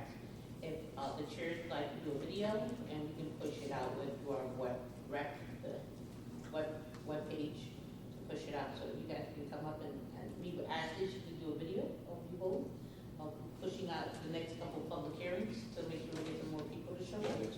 Love it. Trying to create a commercial, we thought you would be actors. I'm only suggesting, there are people criticizing. You don't know them well enough. They're criticizing who, us? The process. Criticizing the process. They haven't shown up to these meetings, so I. So how do they know the process? Wait, what? I missed that. They're criticizing the process. Who? Community. People. Really? Those that don't show up. The people that are not here, the ones that always criticize, the ones that don't come. So I think that would be a great idea to kind of like push out the lack of opportunity to get some public comment. So meeting with Ashley? Yeah, I'll have, actually email you. Okay, perfect, thank you. That is so funny, the people that don't come, Yeah, they're always the because ones we that actually, complain we have everything. ours, and then And you're gonna have one also, correct, so, But that hasn't been set, right? no, that's No, not. we haven't said. And Yeah. some of the people that were on the union. Do you have like an idea of He when says, that would I be told around? him, he said, Decisha, did you go for that? Because I don't like it. After July 8th. I said, okay. I said, you should have been here, tell me that day. That's what I said, you should have been here that day to tell me not to vote. And not July 17th or 18th. What you said, July? Is there, Did you go July? sorry, Commissioner Lee, This is June. Madam Chairman, should you just review the dates that have been proposed? It sound like they're going to be announced as requirements for the commission. yes, So the third, that's a Tuesday at 6. yes, The fourth at 5 to Yes. 7. The, is the fifth, the civil service? we still have that, and that is at 6. What time is that? Oh, it does say 5:30. No, wait, I'm sorry, I'm in the wrong one. It's 6 o'clock. 6 o'clock. 6 o'clock? And it'll be in the room next door. Right? We'll figure it out. Yeah, in a row, both weeks, the next 2 weeks coming up, 3 days, Tom. Oh. She just added We've to gone that. weeks, we've gone like several days without meeting. Yeah, we've Like gone a week without. Okay, and then finally, in the week following, the week of June 9th, where we've got the 10th, 10th, the 11th, and 11th, and 12th. 12th. The 11th will be 5 o'clock. Yes, I've got that, thank you. Okay, and then June 12th is our public hearing. And then Saturday, June 14th is our final vote of the, sorry, what is it? Now, what about the 10th? June 10th? June 10th is 6 PM, and we need, so basically, we're gonna try to do all of the things that we've pretty much had consensus around, and do some official voting on that. So the 10th, which are the official voting? 10th, So the 3rd, 3rd, the 4th, the 10th, the 11th, and the 14th? Yep. And the 5th again, we're still hearing from the civil service if they have any other updates. And questions we may have after looking at their And lovely documents. the 14th is a 9 o'clock? The 14th Saturday. is, They have it on. it still says 10. Still says 10. Do we want to do 9? 10 o'clock? You want to do 10? No, I don't really care. I don't know, we don't have to decide that today. Yeah, We can get we'll closer. decide later on that.